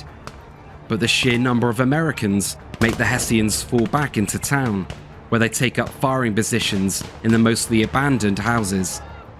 They are joined by patrols from the river, who hear the fighting and move north to support. This clears the way for Sullivan's men, who begin advancing into town. Sullivan aims to capture the bridge on Assunpink Creek and cut off a key line of retreat for the Hessians. At the V at the top end of town, the Hessians are slowly being forced down the road. Colonel Rall is woken, and regimental colours are brought into the street. The 1,500 Hessians begin to pour out of their quarters, many half-dressed, and assemble to the sound of drums and cannon fire. Despite being told that Trenton is being surrounded, Rall does not appreciate the danger his army is in. He also has no designated rally point to organise and assess the situation, which could have been the defensible Mill Hill to the south of town. Rall's intuition is to attack, and he believes a strong push will break the colonials. The Hessians form columns and march up the road towards Greene's men. In the freezing temperatures, the majority of muskets cannot fire, and troops on both sides must turn to the bayonet. But the Continentals have by now unlimbered cannon on the roads and pour decimating fire into the Hessians, whose attack first falters and then collapses under torrential fire. As they retreat south, they run into elements of Sullivan's force, and both armies become locked in brutal house-to-house fighting. As much as the Hessians try to resist, their situation in town is bleak, and the majority of the men start to retreat to an orchard just outside of town to regroup. By this point, Sullivan has taken possession of the bridge, and Rau's options are fast running out. He first attempts to break out towards the Princeton Road, but this is checked by the German battalion of the Continental Army. He next resolves to retake the town. The band plays music to boost dwindling morale, and the ranks move forward to attack. The Hessians initially make progress and start to push their way back into Trenton. The Continentals are not idle, however, and welcome them back in every direction as the battle once again descends into a bloody melee.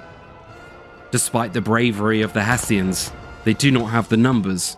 Soon Rall orders a retreat back to the orchard, and in the confusion he is shot from his horse and falls to the ground, mortally wounded.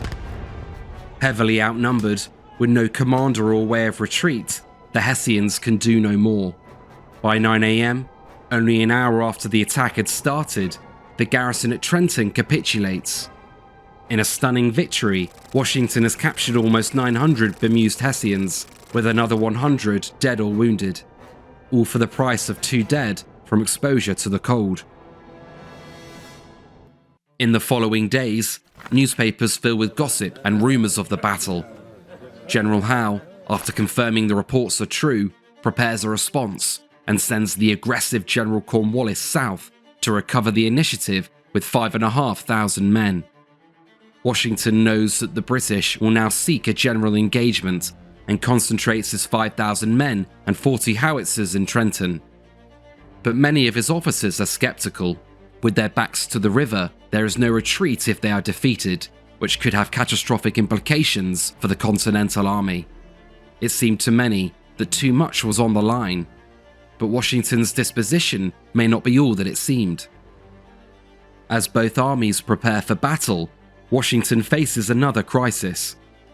Enlistments for a large number of his men are ending on the 31st of December, and he must convince them to stay if his winter campaign is to continue. He gathers his troops and offers a $10 bounty to extend their service. Drums roll, but no one steps forward to accept. Minutes pass. Washington wheels his horse and addresses the men once more. "My brave fellows, you have done all I asked you to do, and more than could be reasonably expected. But your country is at stake, your wives, your houses, and all that you hold dear. If you will consent to stay 1 month longer, you will render that service to the cause of liberty and to your country which you can probably never do under any other circumstance." The drums beat once more, and this time men slowly begin to step forward, one by one, growing in number until almost every man joins. Washington has kept his army intact. Late on the 1st of January, 1777, Cornwallis arrives in Princeton. Some of his senior officers urge him to split his force and envelop Washington from 2 directions. But Cornwallis, sure of a victory, opts instead for an uncomplicated direct attack and marches south to meet Washington. He leaves a small force in Princeton and marches with 5,500 regulars and 28 field pieces. Washington has purposely given the impression to his officers and any listening loyalist spies that he plans to make a stand at Trenton. He places 1,000 men along the road south with orders to slow any British advance and ensure they arrive at Trenton too late in the day to attack his main force strung out along the Assunpink Creek. On the morning of the 2nd of January, 1777, Continental pickets begin harassing Cornwallis's advancing troops. All going well, the British should arrive at Trenton not long after midday.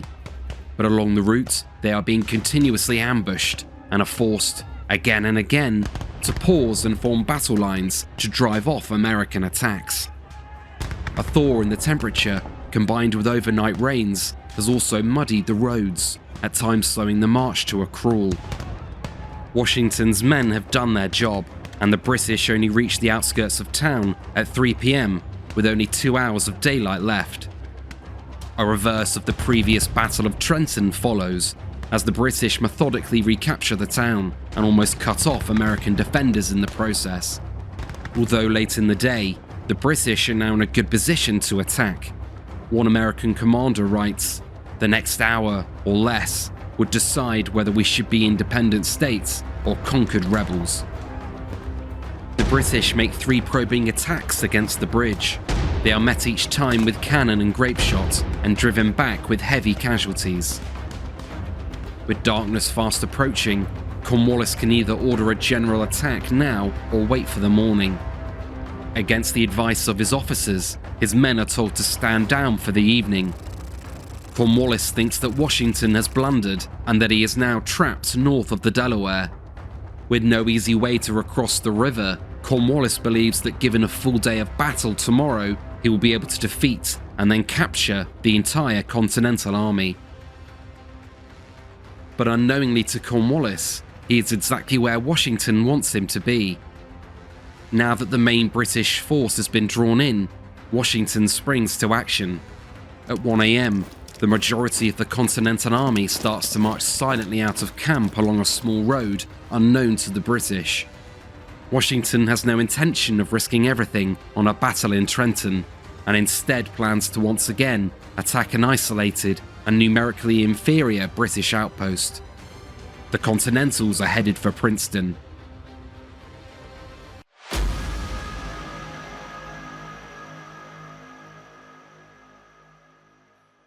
The British garrison in the town numbers some 1,200 men, and they are led by Colonel Charles Marhood.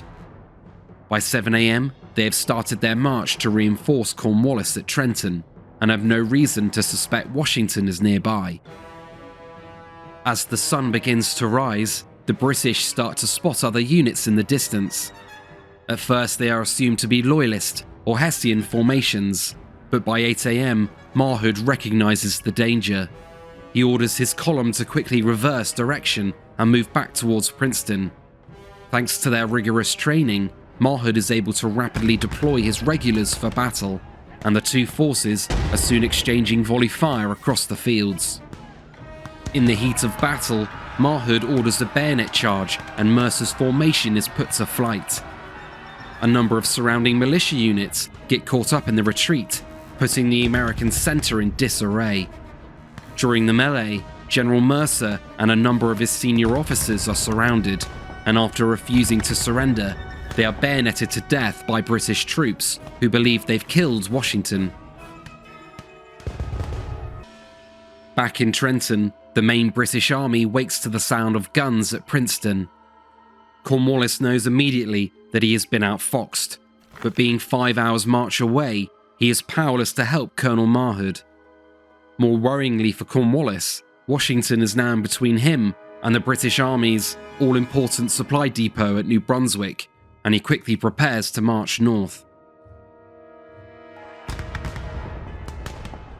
With Mercer's shattered formation in the centre, Washington gallops across the field to rally troops and lead fresh brigades forward.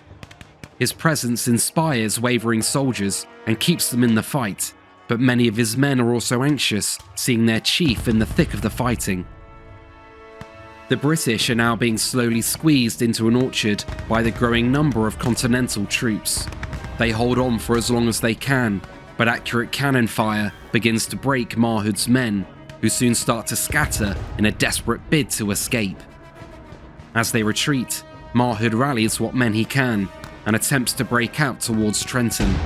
They charge American lines and successfully break through, crossing the bridge and moving south towards Cornwallis.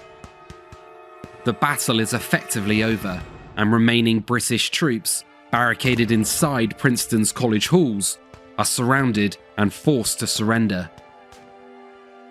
Washington has smashed a second British outpost, killing, wounding, and capturing between 300 and 450 enemy troops in the process.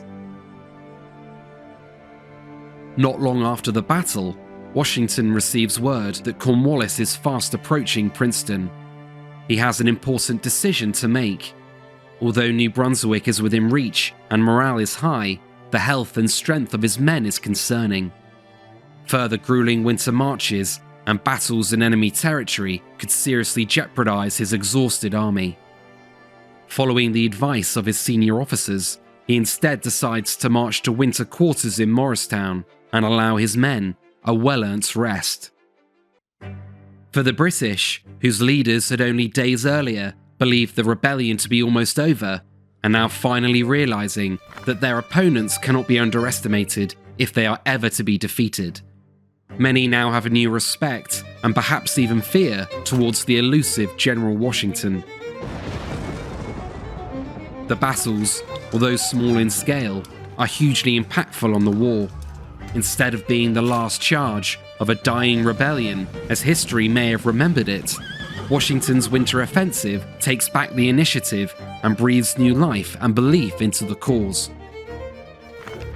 The British are forced out of most of New Jersey, and countless numbers across the 13 colonies are galvanized by the victories, gained by a small band of determined men and their daring general.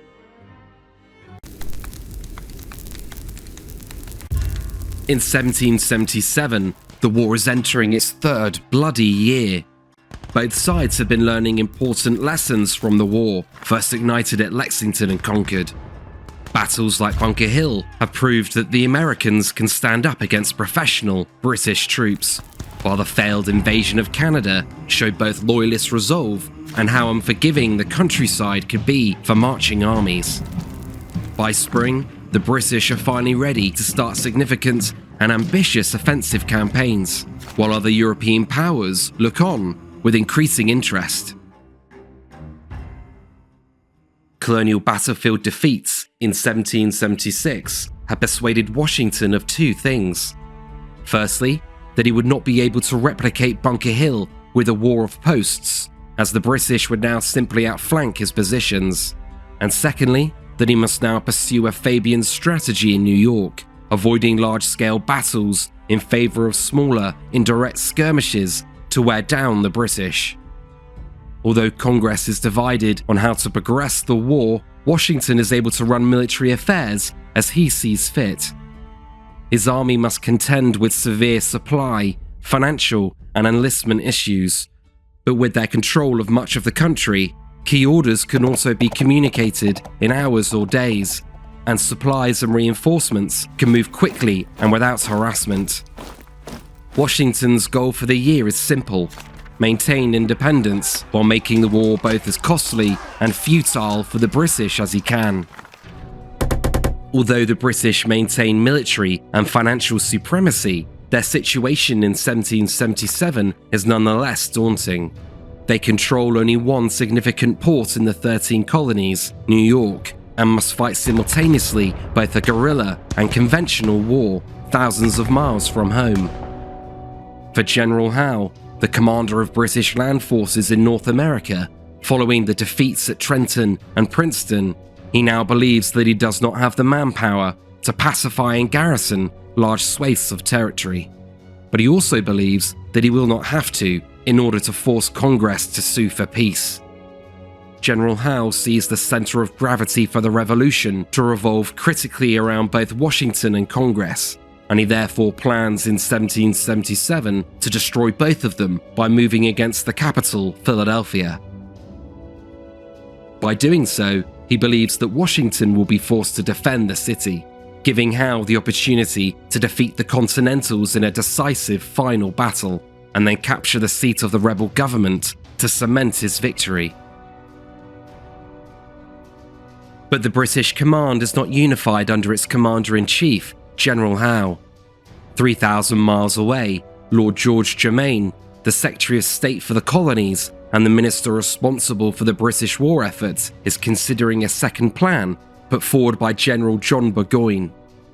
Burgoyne is an aggressive commander, well liked by his troops, but he is also arrogant and desperate to take an independent command in North America. His proposal is not new, and he plans for 3 columns to converge on Albany, with Burgoyne leading an army from Canada southwards. The theory is that by controlling the Hudson River, they can isolate and besiege the more rebellious New England colonies.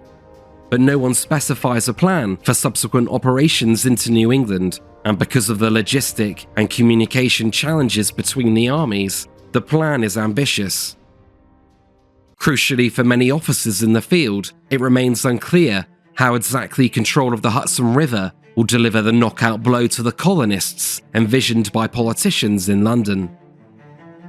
For both Howe and Burgoyne's competing plans, it is Lord Germain's job to reconcile the two. But he is indecisive and far from both the battlefield and his commander-in-chief in New York. Exchanging letters takes months, which makes close coordination and flexible decision-making impossible. Germain approves both plans, believing that Howe will be able to move north and support Burgoyne after capturing Philadelphia.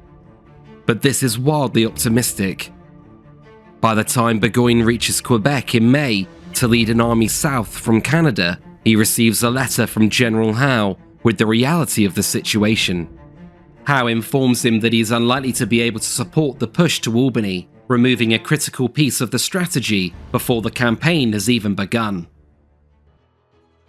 Despite these problems, Burgoyne still commands a significant force in Canada.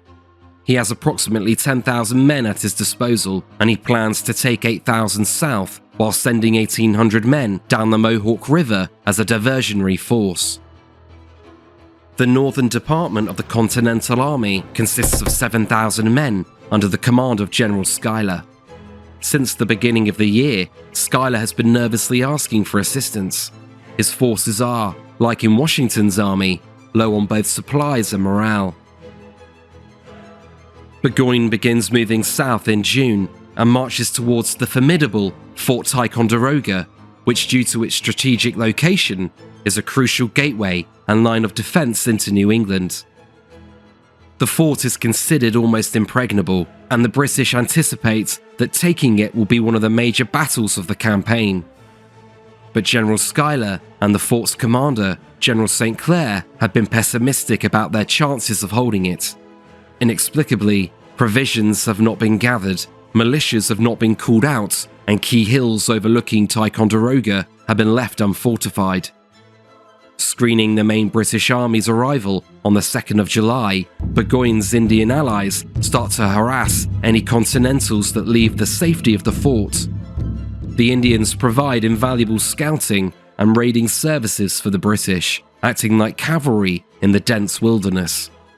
Their presence also strikes fear in the 3,000-strong Continental garrison, and defeatism spreads through the ranks and leadership. When the British take hold of hills overlooking the fort, St. Clair orders a withdrawal south. The abandonment of the fort sends shockwaves through both camps, with Washington and Congress incensed by the loss of such a crucial position without a fight. Washington quickly dispatches the energetic Benedict Arnold to support Schuyler's troubled command.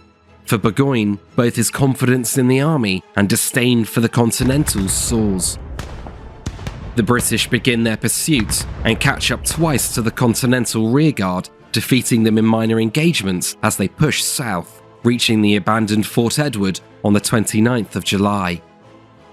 Although the campaign is going well for Burgoyne, he repeatedly pauses the advance south, to the confusion of some of his officers, and waits for critical supplies from Canada, including horses, wagons and fodder. His supply and logistical problems are mounting and are being compounded by Continental troops who continuously cut down trees that block the narrow roads and trails south. When war broke out in 1775, tribes in the Northern Theatre were quickly embroiled into the fighting. For these tribes, their relationship with their European neighbours was often fraught with tension and conflict. Foreign disease alone had more than half the size of many of the tribes, after coming into contact with smallpox and other illnesses. By the 18th century, even the most powerful Indian group in the north, the Six Nations of the Iroquois Confederacy, counted only around 10,000 people compared to 2.4 million colonists. The organisation of the tribes varied, with some, like the Iroquois, subdividing their tribes into clans. For the Iroquois, these were then led by clan mothers, who would select clan representatives to serve as diplomats or war chiefs. The small size of the tribes limited their ability to raise large armies for war, with the Mohawks, for example, only being able to field warriors in the hundreds. The size of the forces also affected their strategy. Offensive operations utilised raiding parties to strike hard and fast against an opponent. Psychological warfare was widely employed to destabilise and break an enemy's morale. Attacks at dawn and scalpings were common practice. Indian warriors that were captured in battle, particularly by the Iroquois, could face brutal torture. Total war was also used, with raiding parties destroying all in their path. If anyone was spared, they could be incorporated into the victor's clan to replenish numbers, a practice that forced a number of European settlers into tribal life. Colonial propaganda often exaggerated violence, which helped create a common enemy and justified the seizure of land. In reality, the Indians were not much more brutal than their British and colonial counterparts, who regularly destroyed entire Indian villages and their inhabitants. On the battlefield, Indian tactics favoured ambushing and hitting an enemy from multiple directions or at the flanks. These tactics incorporated, as needed, elements of advance, retreat, and firepower. Warriors fought as individuals, working independently but towards common goals. Fighting against European foes in wooded terrain, an Indian warrior would often wait for the flash of a musket before charging and closing for the kill, using clubs, knives, and tomahawks. They sought to gain personal recognition through acts of bravery or by killing individual enemies. This made the act of fighting and war more personal, reflecting cultural values of honor and courage. During a battle, war parties would retreat at the threat of large casualties, and for individuals, there was no shame in running away to fight another day, only in surrendering to an enemy force. From the outset of the American Revolution, many tribes sought to side with the British, who promised to honor Indian land claims and limit further colonial westward expansion. While many others remained neutral, some sided with the Continentals because of existing strong relations, or in the belief that they would secure favorable terms after the war. Within the Iroquois Confederacy, the Mohawks, Seneca, Onondagas, and Cayugas became important British allies, as the Oneidas and Tuscaroras became for the Continentals. The divided Confederacy, for the most part, avoided combat against one another and provided their European allies with critical scouting, raiding, and intelligence gathering services. Whatever the outcome of the war, the loss of land, cultural identity, and independence would inevitably continue for the besieged tribes of North America.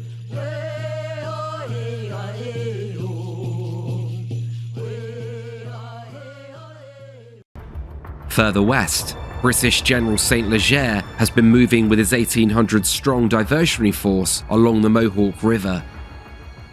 He arrives at Fort Stanwix on the 2nd of August, and unlike at Ticonderoga, this time the Continental garrison makes a stand. As the siege commences, an 800-strong Patriot and Indian force is organized to relieve the garrison and marches west to Fort Stanwix. But St. Leger is informed of their movements and sends a combined party of 500 loyalists and Indians to intercept. For the militias now converging on each other, many of the men on both sides were relatives or knew each other as neighbors. Likewise for the Indians, the tribes on both sides were from the Iroquois nation. The Seneca chiefs, fighting with the Loyalists, select a ravine to ambush the approaching Patriot force at Oriskany, placing Loyalist militias across a stream and Indian warriors on the flanks. The approaching Patriot commander, General Nicholas Herkimer, has been hesitant to advance, but his brother is a known Loyalist fighting with St. Leger, and Herkimer is soon accused by his men of also being a Loyalist, which convinces him to push forward.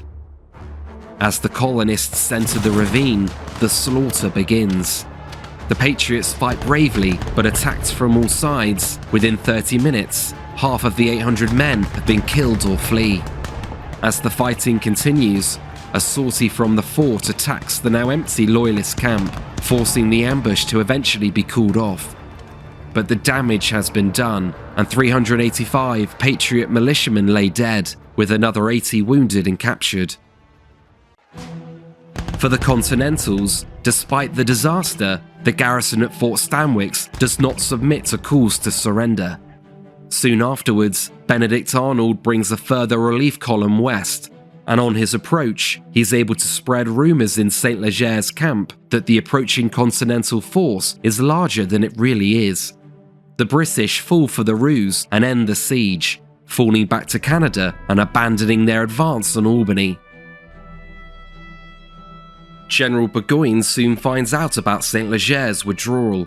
A letter from General Howe also finally confirms that he will not be able to assist the campaign, critical information that Burgoyne keeps secret from his senior officers.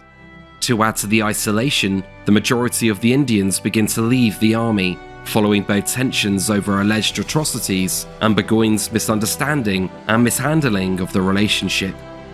In an attempt to improve his continuous supply issues, Burgoyne sends a detachment of 1,400 German troops to Bennington to capture cattle and fodder, but they are met by 2,500 Continentals under General John Stark, who kill 200 and capture a further 700 Germans. As August turns into September, both armies now have approximately 6,500 men. At this critical juncture, Burgoyne has a decision to make. He can fall back to Ticonderoga for the winter or push on to Albany. Despite having every reason to turn back, Burgoyne insists that his orders from London are clear and he continues the advance. At the same time, Congress replaces the dispirited General Schuyler with General Horatio Gates, a cold and arrogant former British Army officer who brings the Continentals closer to Burgoyne and digs in south of Saratoga on heights blocking the road to Albany. With news of the success at Bennington and rumours of an Indian invasion following the Battle of Oriskany, thousands of militia reinforcements are also starting to swell the Continental ranks.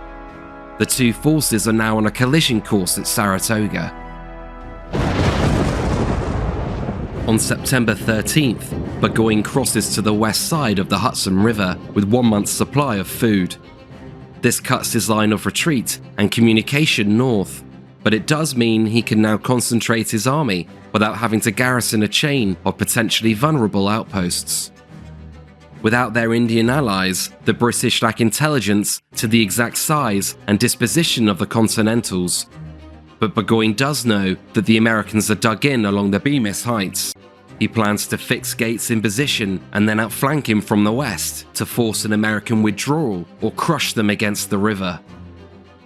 General Gates orders Benedict Arnold, now his second in command, to take the left flank of the Continental Army. But both men's prickly temperaments have been causing tensions. Arnold argues for probing attacks against the British, while Gates wants a more passive defence. On the 19th, Burgoyne's army advances in 3 columns, with remaining Indians and Loyalists acting as scouts. The columns advance at the same time and are planned to be mutually supportive.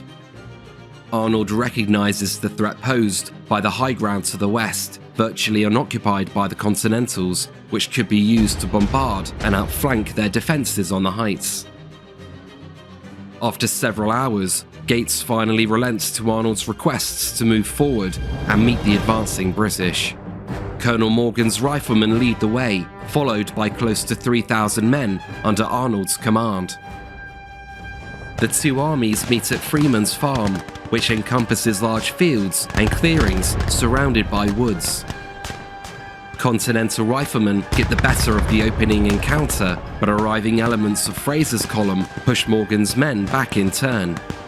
The front line develops across the open ground, and both armies begin trading deadly volleys. The British attempt to turn to the bayonet and surge across the field into enemy lines, but accurate fire leads to horrific casualties and the attacks stall. Continental counterattacks are met in the same way as the battle descends into a desperate slugging match. Generals on both sides, including Burgoyne and Arnold, are in the thick of the fighting and personally lead charges into enemy lines, keeping morale high on both sides. By 3 p.m, the British centre is being hard-pressed by New Hampshire and Connecticut troops, but well-coordinated counterattacks with bayonets and artillery check American progress. British cannon on the left are repeatedly captured and then recaptured in desperate melees. Across the front, the fighting is brutal and often at close quarters as units stumble into one another and charge again and again into each other's positions along the woodline.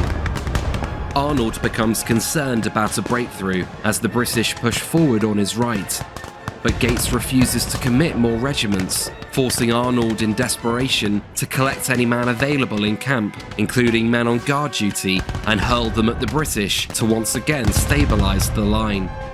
Thick musket smoke covers the battlefield, and the sounds of wounded and dying men are only covered by the constant cannon and volley fire.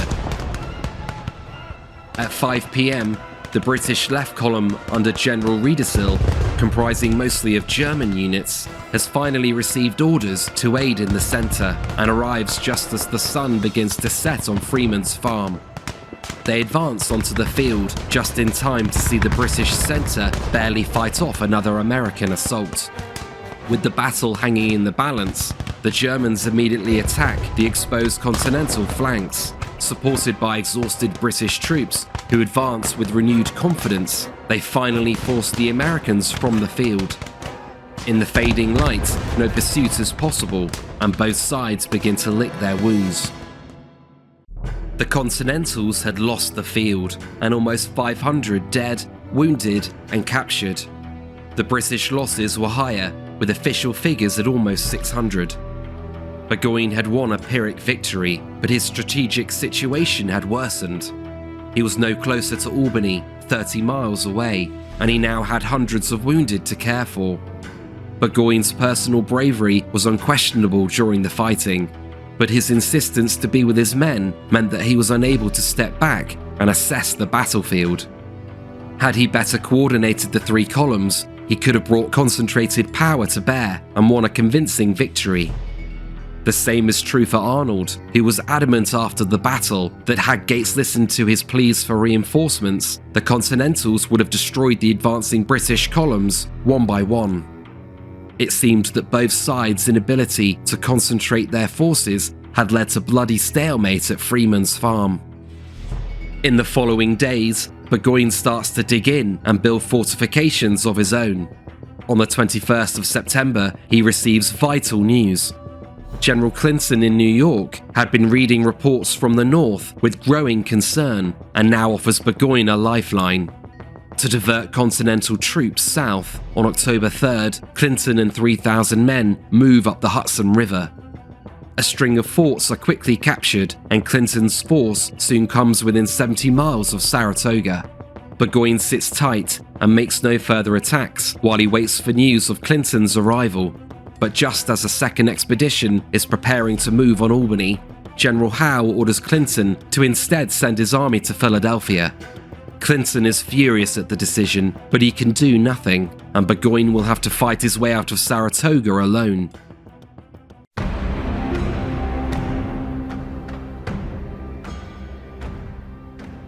In the Continental camp, General Gates and Arnold's relationship has now collapsed. Despite Arnold leading the army at Freeman's Farm, Gates fails to mention him in dispatches and then removes many of the troops under his command.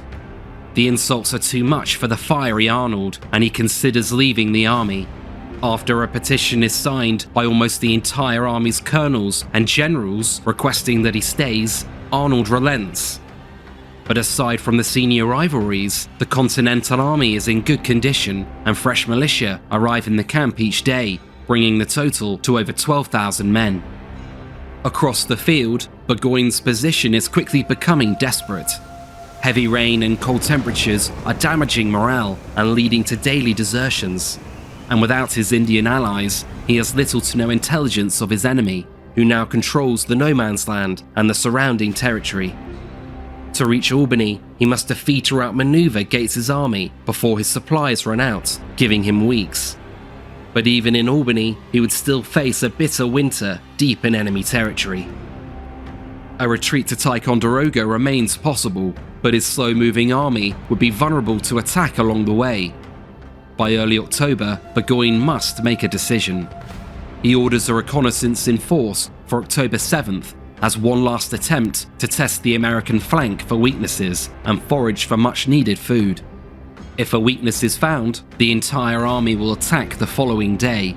If not, the army will finally retreat north and to the safety of Canada. At 10 a.m. on the 7th, Burgoyne leads his 1,700-strong reconnaissance force towards the American lines. When news reaches Gates of the British movements, he dispatches Arnold to investigate, their relationship finally being restored in the previous days. Morgan's riflemen are ordered against the British right, and New Hampshire regiments are sent against the left. As the Americans begin to form up, British cannon open fire, but to little effect in the thick woods. The Second Battle of Saratoga has begun. On the British left, the Continentals attack quickly and violently. artillery batteries change hands several times as British grenadiers struggle to hold on against New Hampshire Continentals in furious fighting. By 3 p.m, the British are forced to give way, and an organised retreat quickly turns into a rout on the flank. German regiments in the rear get caught up in the collapse, abandoning artillery crews under Captain Pausch, who heroically under fire redeploys his guns to the rear. The Continentals soon set about rolling up the British line, just as the attack on the right begins. Morgan's riflemen have swung around behind the British and now attack them from multiple directions. The effect is devastating, and the entire British line soon begins to disintegrate. Burgoyne can do nothing to slow the attack, and with his horse hit and bullet holes in his clothing, he orders a retreat back to the defences. General Gates, lightly happy with how the battle is going, sends Arnold a steady stream of reinforcements being requested to maintain momentum and carry on the assault. At 4 p.m, troops from Massachusetts, New York, and Connecticut arrive alongside Arnold. They now significantly outnumber the British, whose cohesion has completely crumbled. British General Fraser makes a brave stand with his 24th Regiment, acting as a rearguard and preventing a number of neighbouring units from being overrun. But they take heavy casualties, including the popular and talented General Fraser, who is shot dead from his horse. British troops scramble into their redouts, but the Continentals and militias are fast on their heels, and outer works are quickly captured. Arnold leads further attacks, but these are beaten back with heavy casualties. Attention is then switched to a second redoubt further north, now manned by just 200 British troops. Arnold moves forward once again, recklessly riding between positions and attacks with 2,000 men from multiple directions. Arnold is the first to storm the parapets, but he is hit in the leg during the fighting. Perhaps wanting to die a hero, he tells surrounding comrades that he wished the bullet had gone through his heart instead. Despite the wounds, Arnold continues to direct the battle while encouraging his men on.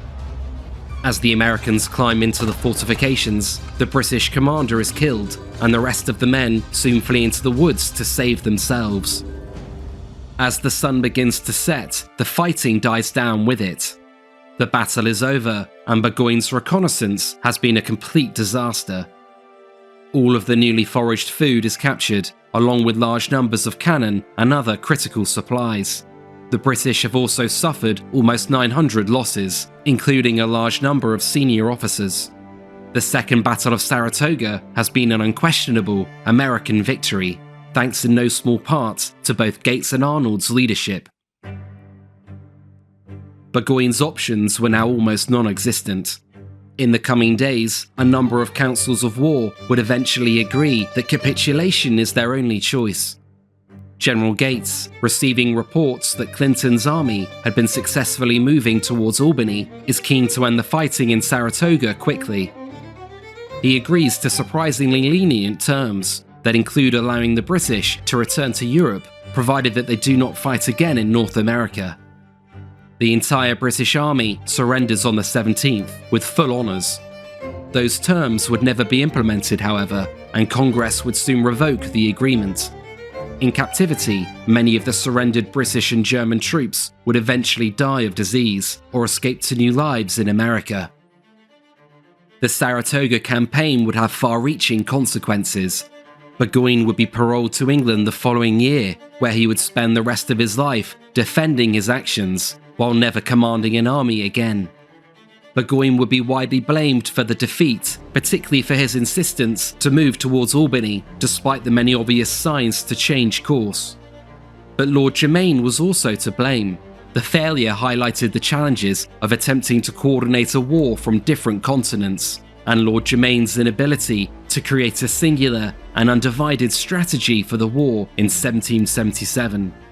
The defeat, instead of ushering in the end of the conflict, as many hoped, started the emergence of a new strategy in London, one that would shift the war from the north to a new major theatre of operations in the southern colonies. There were other European consequences for the campaign as well. France had been eagerly watching events in North America since the outbreak of the conflict. French foreign ministers were not interested in recapturing old French territories, but rather in dealing a damaging blow to a chief rival and revenge for the defeats they suffered during the 7 Years' War. For the British, what they feared most from the disaster at Saratoga was not further American gains, but instead that the victory would convince France to enter the war, turning a localized rebellion into a worldwide conflict. The French had already been, in secret, supplying huge quantities of aid to the Continentals. At Saratoga alone, it is estimated that up to 90% of American arms were French supplied. Before Saratoga, further negotiations between the two had stalled, but within days of news arriving in Paris of the surrender, a Franco-American alliance was soon being drafted between Benjamin Franklin and the French foreign minister, the Count of Vergennes. The alliance is finally signed in February 1778, with part of the agreement only coming into effect if Britain and France went to war, which now only seemed a matter of time. Although Saratoga had been a crushing and complete American victory, it had not been the only campaign in 1777. Further south, General Howe had begun a major campaign against both Washington and Philadelphia, where he is looking to deliver a knockout blow.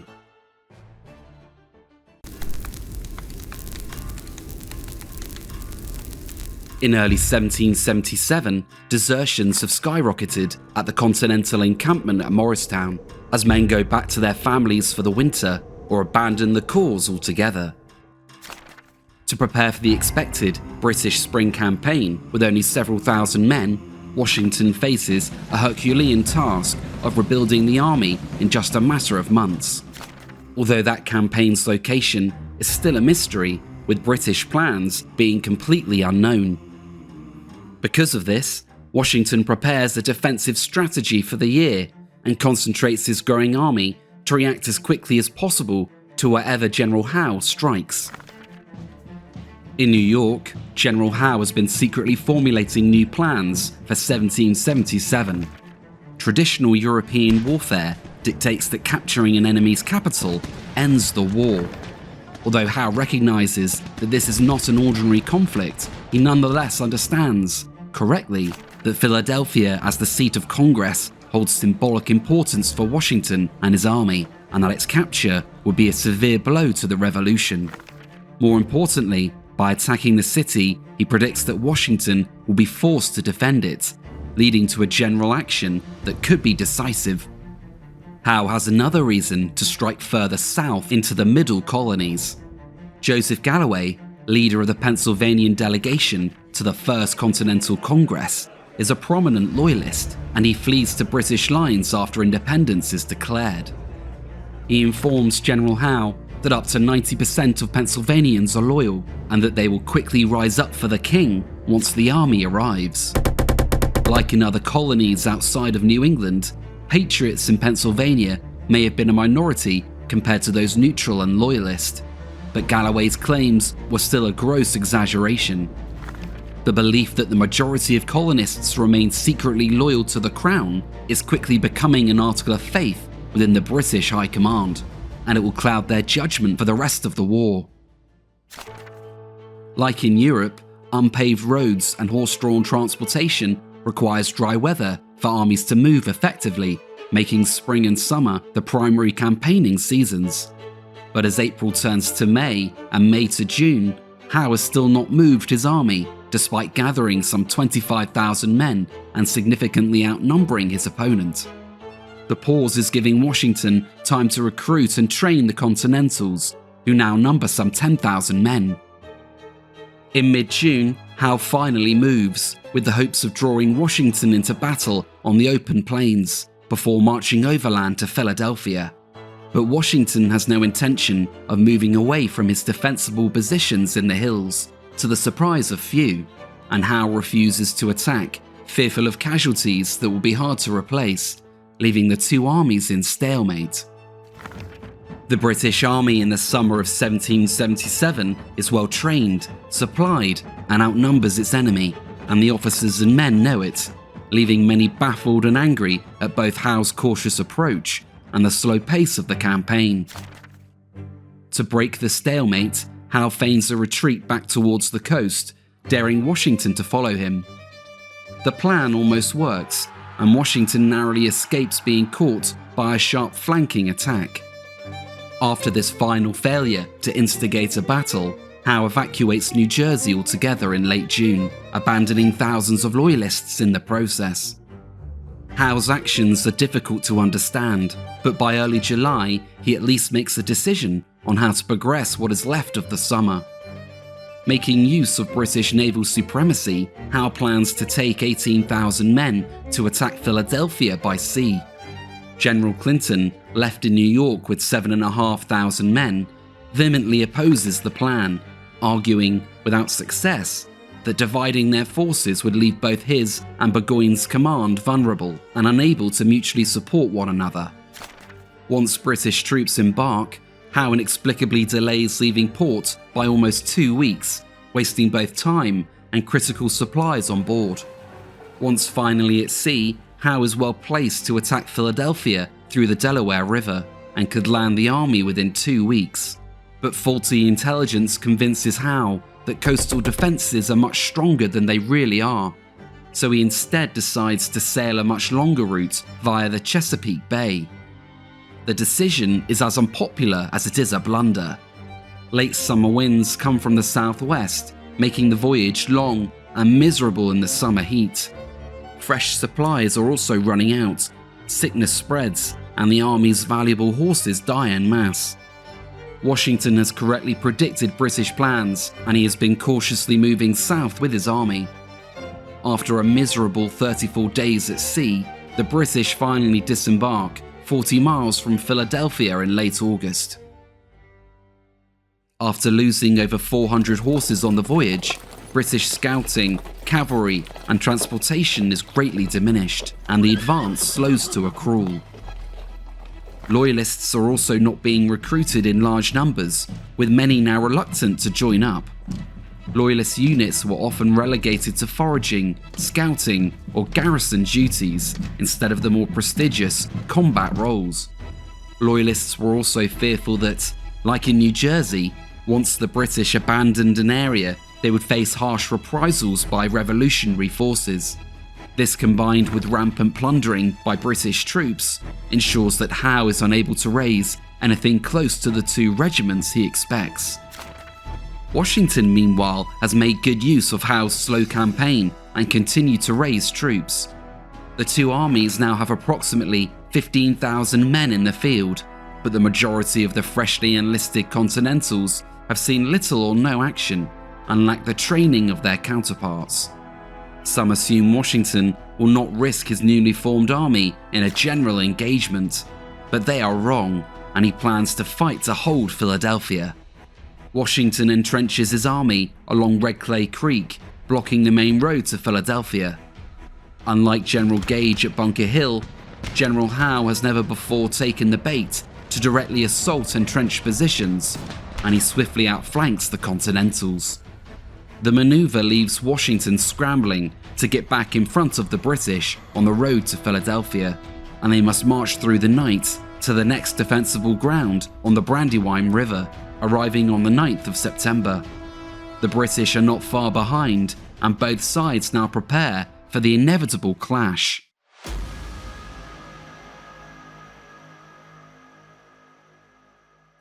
The Brandywine River stretches across the main road to Philadelphia, 25 miles east, and acts as a natural defense with water 5 to 6 feet deep and steep banks on either side.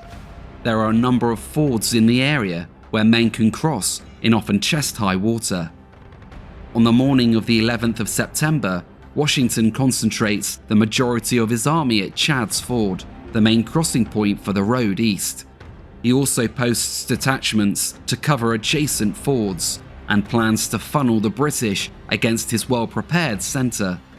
The army is confident and waits patiently in the early morning fog for any sign of their enemy. At 6 a.m, American pickets on the west side of the river begin engaging loyalists of the Queen's Rangers, who lead the advance guard of the British Army. 1,000 men of the Continental Light Infantry under General Maxwell slowly fall back, pausing only to harass and ambush the British van. As the fighting continues, vague reports begin arriving to Washington that suggest a second British force further north, but dragoons sent to investigate find nothing. For Maxwell's men, British artillery eventually forced them to retire, and the light infantry crosses the Brandywine in good order. As the musket fire dies down, artillery batteries begin to duel across the river. Washington is at the front and watches as British formations continue to appear along the riverbank, but they do not attack. Hours pass and Washington grows suspicious that all is not as it seems. At noon, he is informed that British forces have been spotted on the Great Valley Road. The Continentals have important supply depots further north, and Washington concludes that Howe is marching to attack them. With his enemy seemingly divided, he considers his options. Instead of chasing Howe, Washington decides to seize the initiative and orders an attack across the Brandywine. Continentals begin surging across several fords and slowly but surely push British formations back. As they start to make progress, Washington receives another message. This time scouts report that there are in fact no British troops on the roads north. This is contradictory information, but if it is true, could it mean that he in fact faces the entire British army across the river? Washington begins to fear that his army is walking into a trap set by General Howe, and his army will be attacked in force once enough men cross to the east bank of the river. Washington decides that the risk is too great, and despite the good progress, he calls off the assault. Washington and his staff are left perplexed as they sit for lunch, mulling over the conflicting intelligence reports. But at 2 p.m, all is about to become clear as a rider arrives with an urgent message. British brigades have now been spotted just 2 miles north, with columns of dust rising behind them. Howe was not marching further north, nor was he on the west side of the river. Howe had marched directly to flank the Continental Army at Chad's Ford, and Washington had allowed it. In the early hours of the day, the British had made use of local loyalists who informed them of an unguarded ford on the Brandywine River. Marching since 5 a.m, 9,000 men led by General Cornwallis had been moving to outflank Washington's position in a well-planned but not entirely unpredictable maneuver by Howe. A flurry of orders are dispatched by Washington, and General Sullivan, Stephen, and Lord Stirling are sent north to check the British advance. General Howe and Cornwallis have paused on a commanding hill to rest their men, having marched for over 9 hours across winding hills and streams. Despite being exhausted, morale is high in the army and confidence in its leadership has been fully restored. At 4 p.m, the British are ready and 3 columns begin marching down the hill towards the Continentals. Grenadiers in the centre advance to the sound of drums and the marching song, the British Grenadiers. On the Continental left, Sullivan's division, comprising mostly of raw troops, are moving into position when cannonballs start landing around them. While the 1st Maryland Brigade attempts to form up, the cream of the British Army, the Brigade of Guards, marches directly against them. The British fire a single volley, charge, and break the Continentals immediately. The rout and preceding confusion causes the rest of Sullivan's division to also retreat into the cornfields, drastically shortening the American line. Lord Stirling and Stephen's divisions have found a strong defensive position on Birmingham Hill.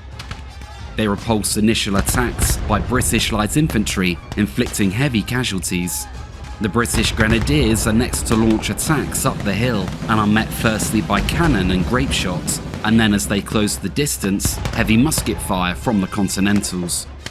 In typical Grenadier style, the British fire a single volley and then charge up the hill with bayonets. The tried and tested tactic remains supreme, and Lord Stirling's position on the hill collapses. On the right, Stephen's 3rd and 4th Virginia Brigades hold on bravely, despite now being alone on the hill.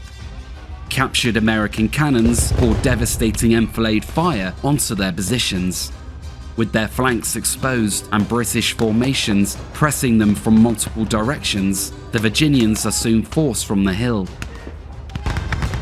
On the west bank of the Brandywine, 6,000 British troops under von Knyphausen's command had been nervously waiting all day for Howe to arrive.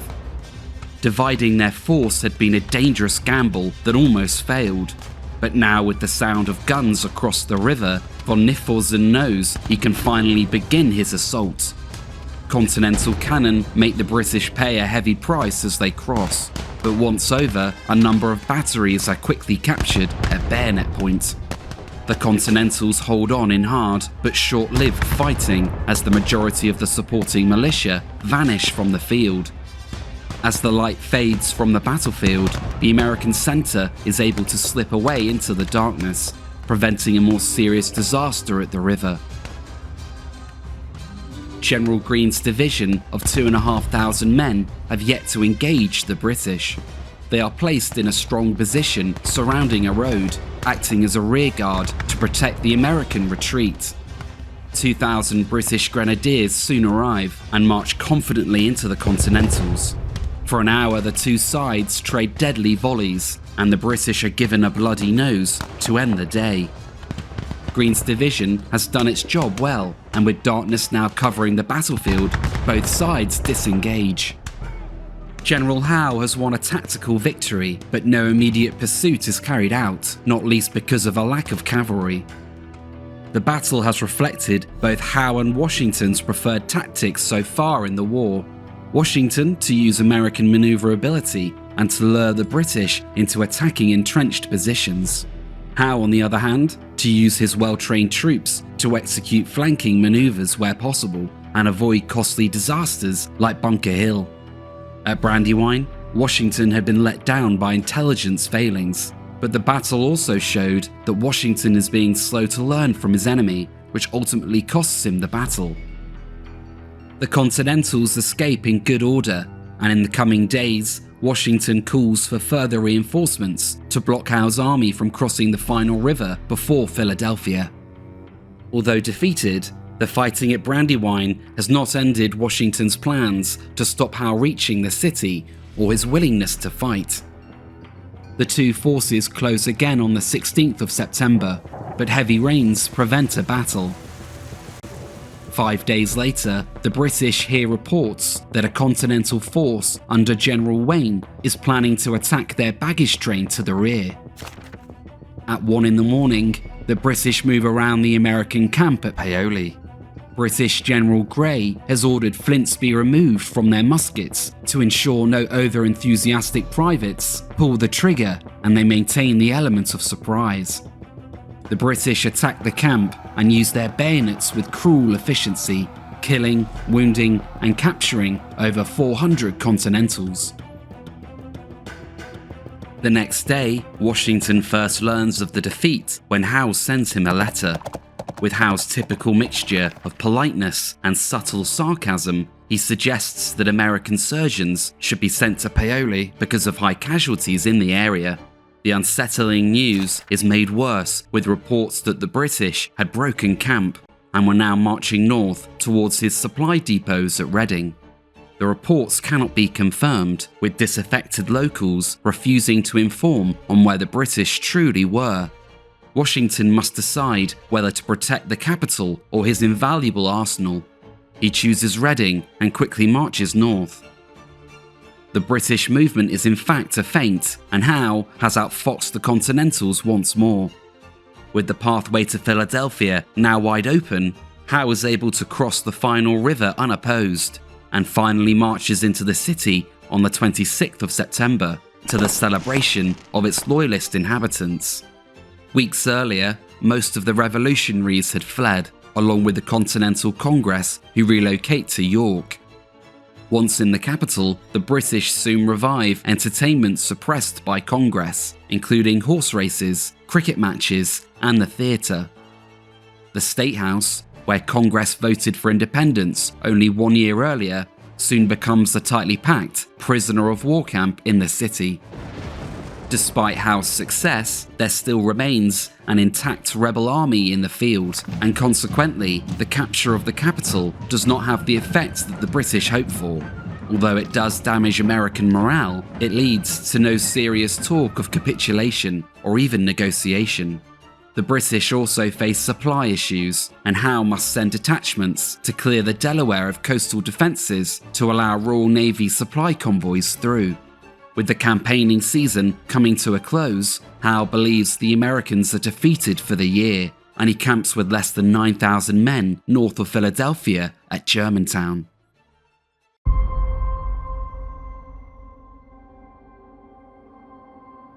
Despite a somewhat disastrous campaign, Washington is determined to strike against the British before winter and remind them that the war is not yet over.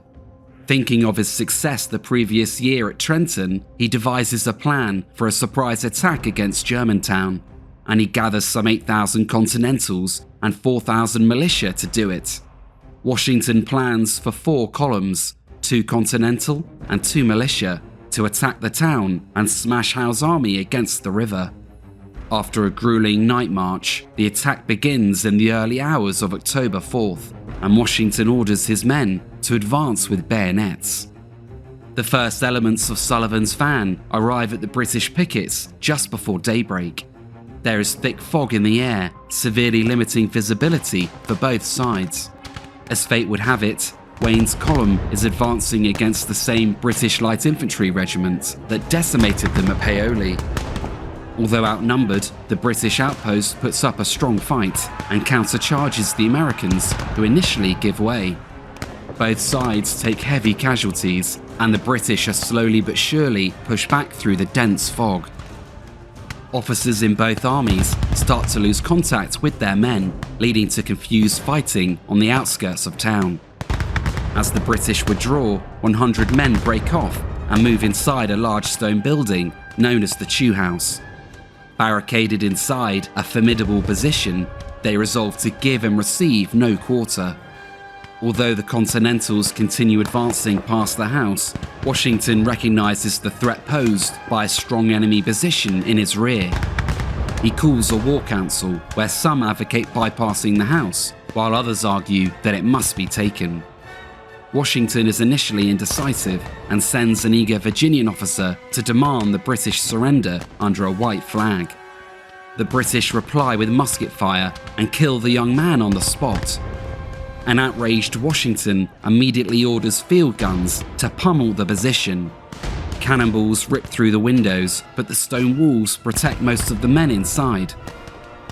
With time slipping away, Washington is conscious that he must press the attack now before the main British army can properly mobilise.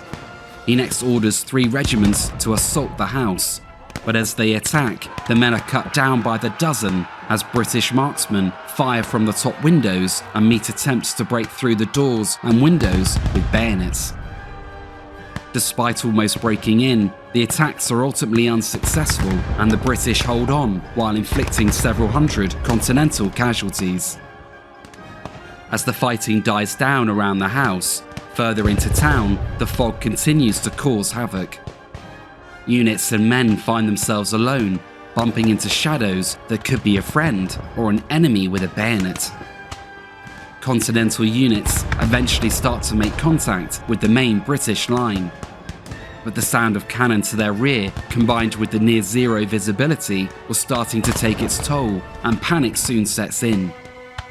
As if on signal, the advance hesitates, stops, and then collapses. Officers try to rally the men, but they cannot stop the retreat in the centre, as men walk hopelessly out of formation away from the town.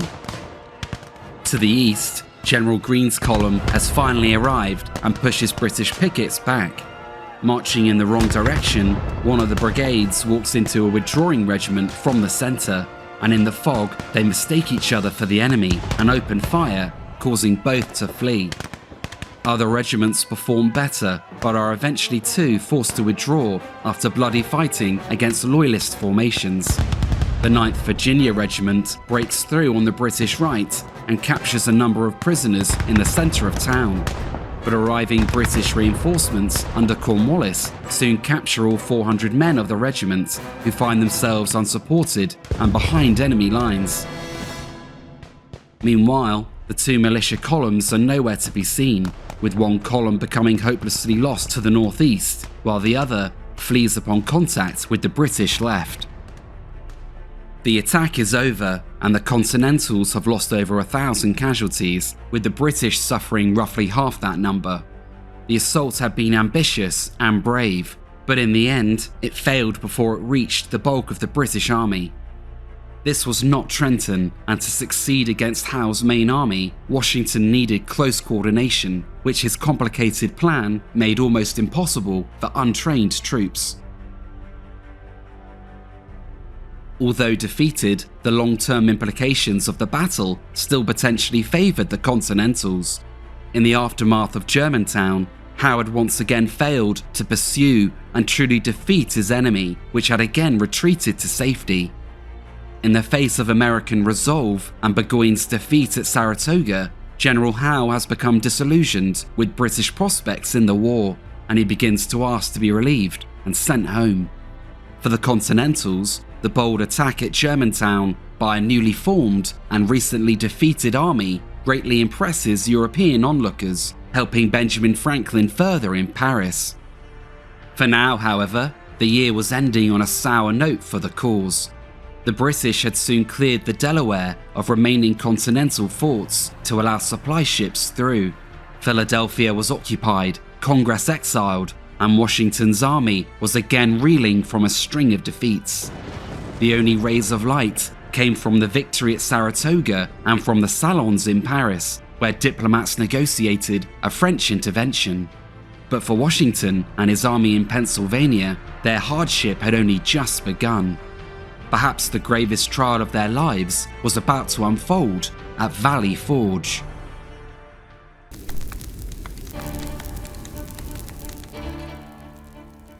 In December 1777, Washington's tired and hungry army arrives at Valley Forge to camp for the winter.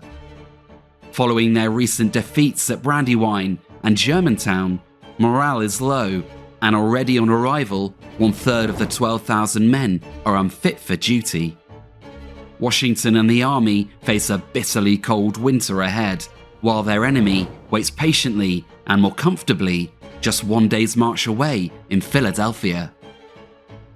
Valley Forge is remote, with virtually no buildings and barren of provisions for the army, which already lacks almost everything it needs to survive for the winter. By the time the Continentals arrive, there is already deep snow on the ground, which takes its toll on many of the men, who lack basic clothes and shoes. Washington quickly orders the construction of barracks, and some 1,500 log huts are soon constructed to house the men.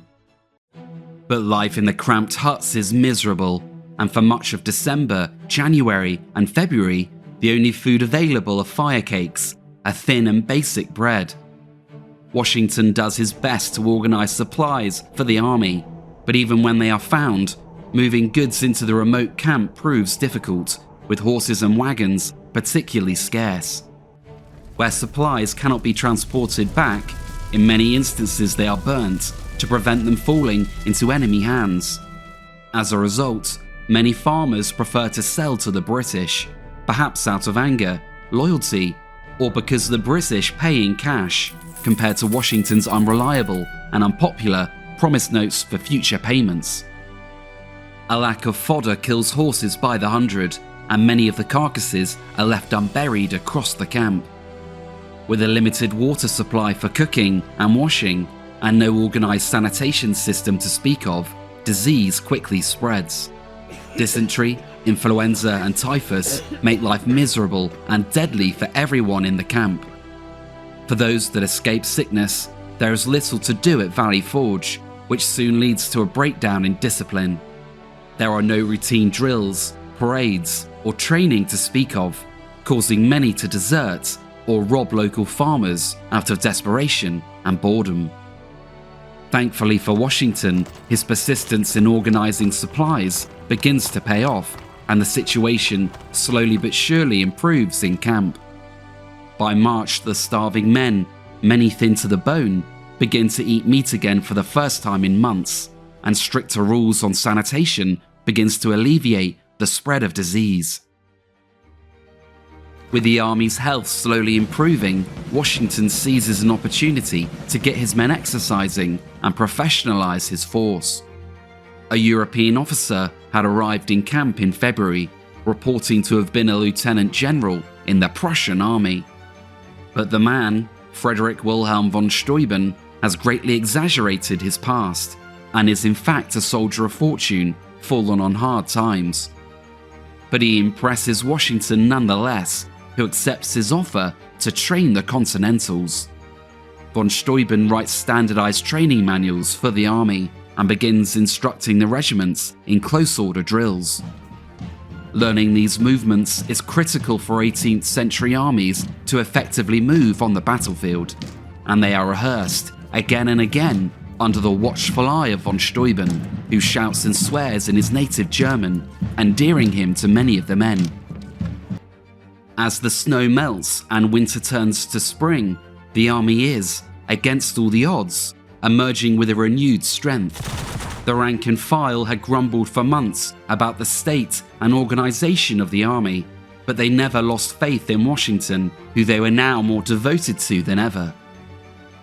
Valley Forge will be the deadliest encampment of the war for the Continentals, with thousands dead from exposure and disease.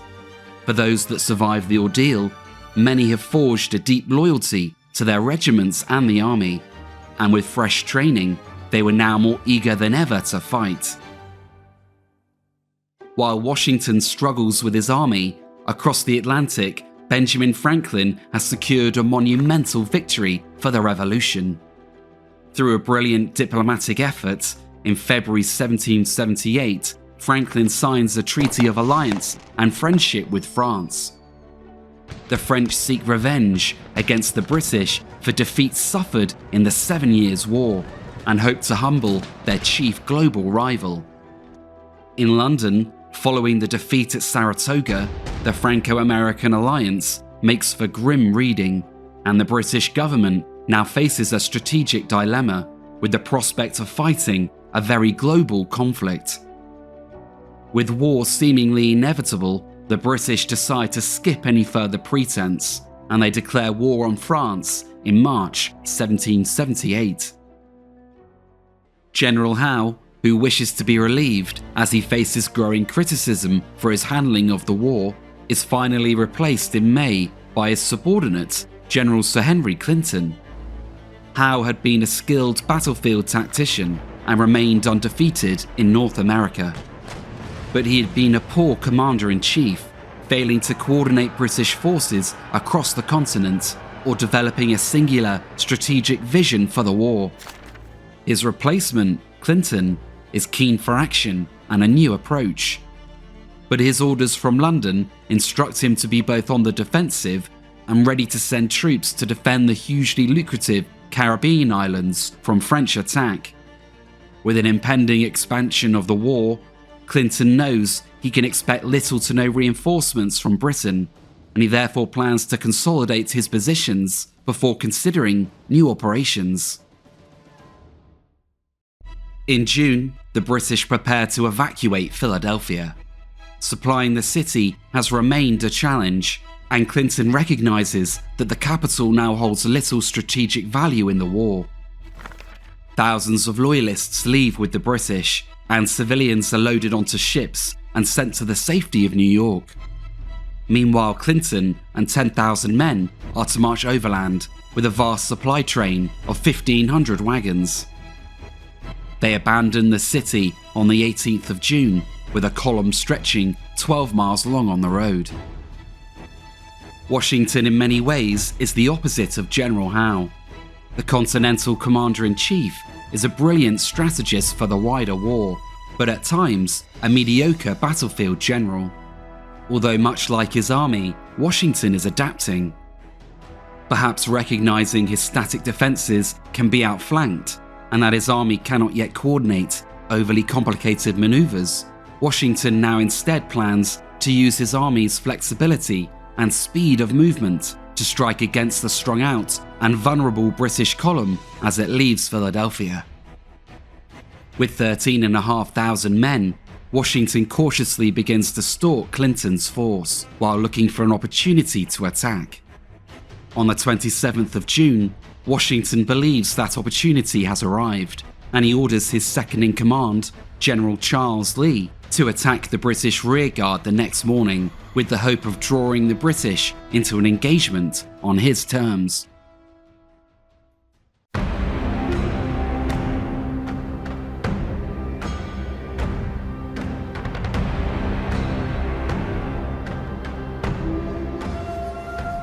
At Monmouth Courthouse, the British column remains overextended on narrow, sandy roads. Clinton is unconcerned and privately hopes for a battle to compensate for the humiliation of abandoning Philadelphia. The general is at the back of the column with his 2,000-strong rearguard, and at 5 a.m. on a clear June morning, the British set off once more. Lee's force of 5,000 men advances on the road east and makes first contact with dragoons of the Queen's Rangers, driving them away. The Continentals move forward slowly and cautiously, fearful of a British ambush. The terrain, largely unknown to both sides, consists of gentle rolling hills interspersed by woods and streams. As they approach Monmouth Courthouse, they again drive off the Loyalist cavalry, but now artillery fire forces them to take cover in nearby woods. Lee, sensing an opportunity, expects his left to fix the British in place, while he brings his main body to flank and destroy the enemy rearguard in a pincer movement.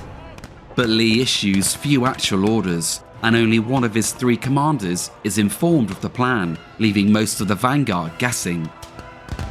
Clinton, meanwhile, has not been idle, and upon seeing the Continentals in the morning, he calls for reinforcements, which is promptly answered by over 2,000 men under General Grey. The British start to engage the Continentals on the left, and for a third time in the campaign, Grey and Wayne's troops go head-to-head against one another. The two forces trade volleys, but without receiving orders of what to do, the Continental commanders are unnerved by growing enemy numbers and feel increasingly isolated. At the same time, Lee's main body has started engaging British grenadiers on the right under the command of the young and talented Marquis de Lafayette. Volleys are traded across the field and artillery opens up on both sides. Accurate British cannon fire starts to decimate the Continental lines, and despite the brave stand, Lafayette's Pennsylvanians are soon forced back down the road. Upon seeing the withdrawal, the Continental left assumes that a general retreat has been ordered, and they quickly follow suit. In the confusion, Lee is unable to exercise any effective command of the retreat, but at a regimental level, units are moving in good order, which critically maintains their cohesion and ability to continue fighting, something von Steuben would have been undoubtedly proud of. With the Continentals on the run, Clinton smells blood in the water and now hopes not just to defend his baggage train, but destroy the American vanguard as well. As fresh troops arrive under General Cornwallis, Clinton now has 10,000 men ready to move west in pursuit. For most of the morning, Washington had been completely unaware that the fighting had started, and when he eventually finds a confused General Lee on the field, he is furious at the retreat and reprimands his second-in-command on the spot. Washington rallies retreating troops and quickly organises fresh lines to hold the British. He desperately needs time for his army to arrive, and orders Wayne to set up an ambush as a delaying action and Lee to set up a secondary line. By now, the afternoon sun is taking its toll on both armies, and many start to fall from heat exhaustion in their wool uniforms. Along the dusty road, as grenadiers march past Wayne's men, a deadly volley is unleashed on the British, and many dozens fall on the spot. With their colonel among the wounded, the grenadiers charge violently into the trees after their ambushers. Wayne's men are waiting for them, and both sides engage in bloody and confused fighting throughout the woods. in just a few minutes of fighting, dozens will be killed on both sides. The Continentals are eventually forced from the woods and into a clearing where baying dragoons are waiting for them. A number are cut down in the ensuing charge, as the rest scramble desperately to get back to friendly lines. As the British push out of the woods, they are met by artillery fire from the second line. Not letting up the momentum, Clinton orders an attack, and the British begin to storm headlong into the American positions along the hedgerows. There is more desperate hand-to-hand fighting, but the British still have the numbers and keep pushing forward through the smoke and chaos. Lee's line is eventually broken, and he retreats with his men, being one of the last officers to cross the bridge to safety. In less than 30 minutes, hundreds of dead and wounded have been left strewn across the field in some of the bloodiest fighting of the war. The Continental delaying action had come at a high price for both sides, but it has also given much needed time for Washington's main body to arrive, which was now deploying in force along the slopes of Perrines Hill. For the next 2 hours, an indecisive artillery duel develops across the no man's land, as both armies catch their breath in the sweltering heat. Clinton knows he has lost the initiative and that there is no sense in attacking Washington's strong position on the hill. To make matters worse, by 4 p.m. the Continentals place artillery along Combs Hill, which overlooks Clinton's position. Left with little choice and satisfied with the battle, Clinton orders a withdrawal. Although Washington will harry the British retreat for the rest of the afternoon, the battle at Monmouth is effectively over. Washington intends to fight again the next day, but with the British baggage train now safely out of American reach, Clinton withdraws during the night.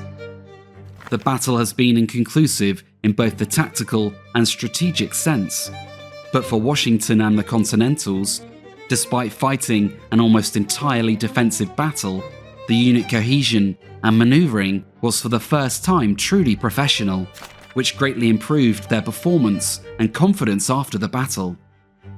This is reflected in the casualties, where the British may have suffered over 1,000 dead and wounded, compared to lightly half that number for the Continentals. For General Lee, Washington's second-in-command, who led the confused attack in the morning, he will soon be found guilty in a court-martial for his actions during the battle, effectively ending his military career. For the British, the impact of France's entry into the war was about to be felt sooner than anticipated. The day after the Battle of Monmouth, Clinton is informed that a French fleet is on its way to North America. This fleet, under the Count of Estaing, arrives just days after Clinton's transport ships disembark his army in New York, narrowly avoiding a major disaster.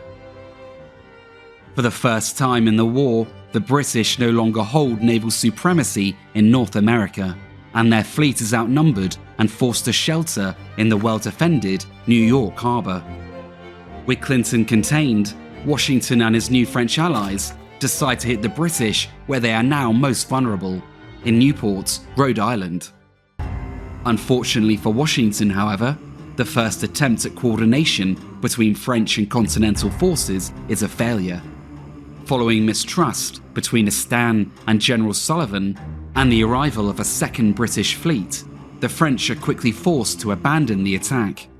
But the attempt nonetheless shows the potential, and both sides of the war know that the French will soon return. The Philadelphia campaign is over, and with it, much of the major fighting in the north. Under the leadership of Generals Gage, Howe, and now Clinton, the British had, for over 3 years, tried and failed to decisively defeat the Continentals or bring Congress to heel. They had underestimated their enemy, poorly coordinated operations, and failed to mobilize loyalist support. Washington's army, meanwhile, had transformed from disparate local militias relying on guerrilla tactics to a well-trained and seasoned fighting force, who now also counted the preeminent land power of Europe as an ally. For the first time in the war, the British were now truly on the back foot. But one final strategy remained untested for Clinton, striking into the southern, soft underbelly of the 13 colonies. Thank you for watching our series on the American Revolution, and of course, a huge thanks as well to our Patreon and YouTube supporters. Join now to get early access and vote on future videos. Thanks again, and until next time.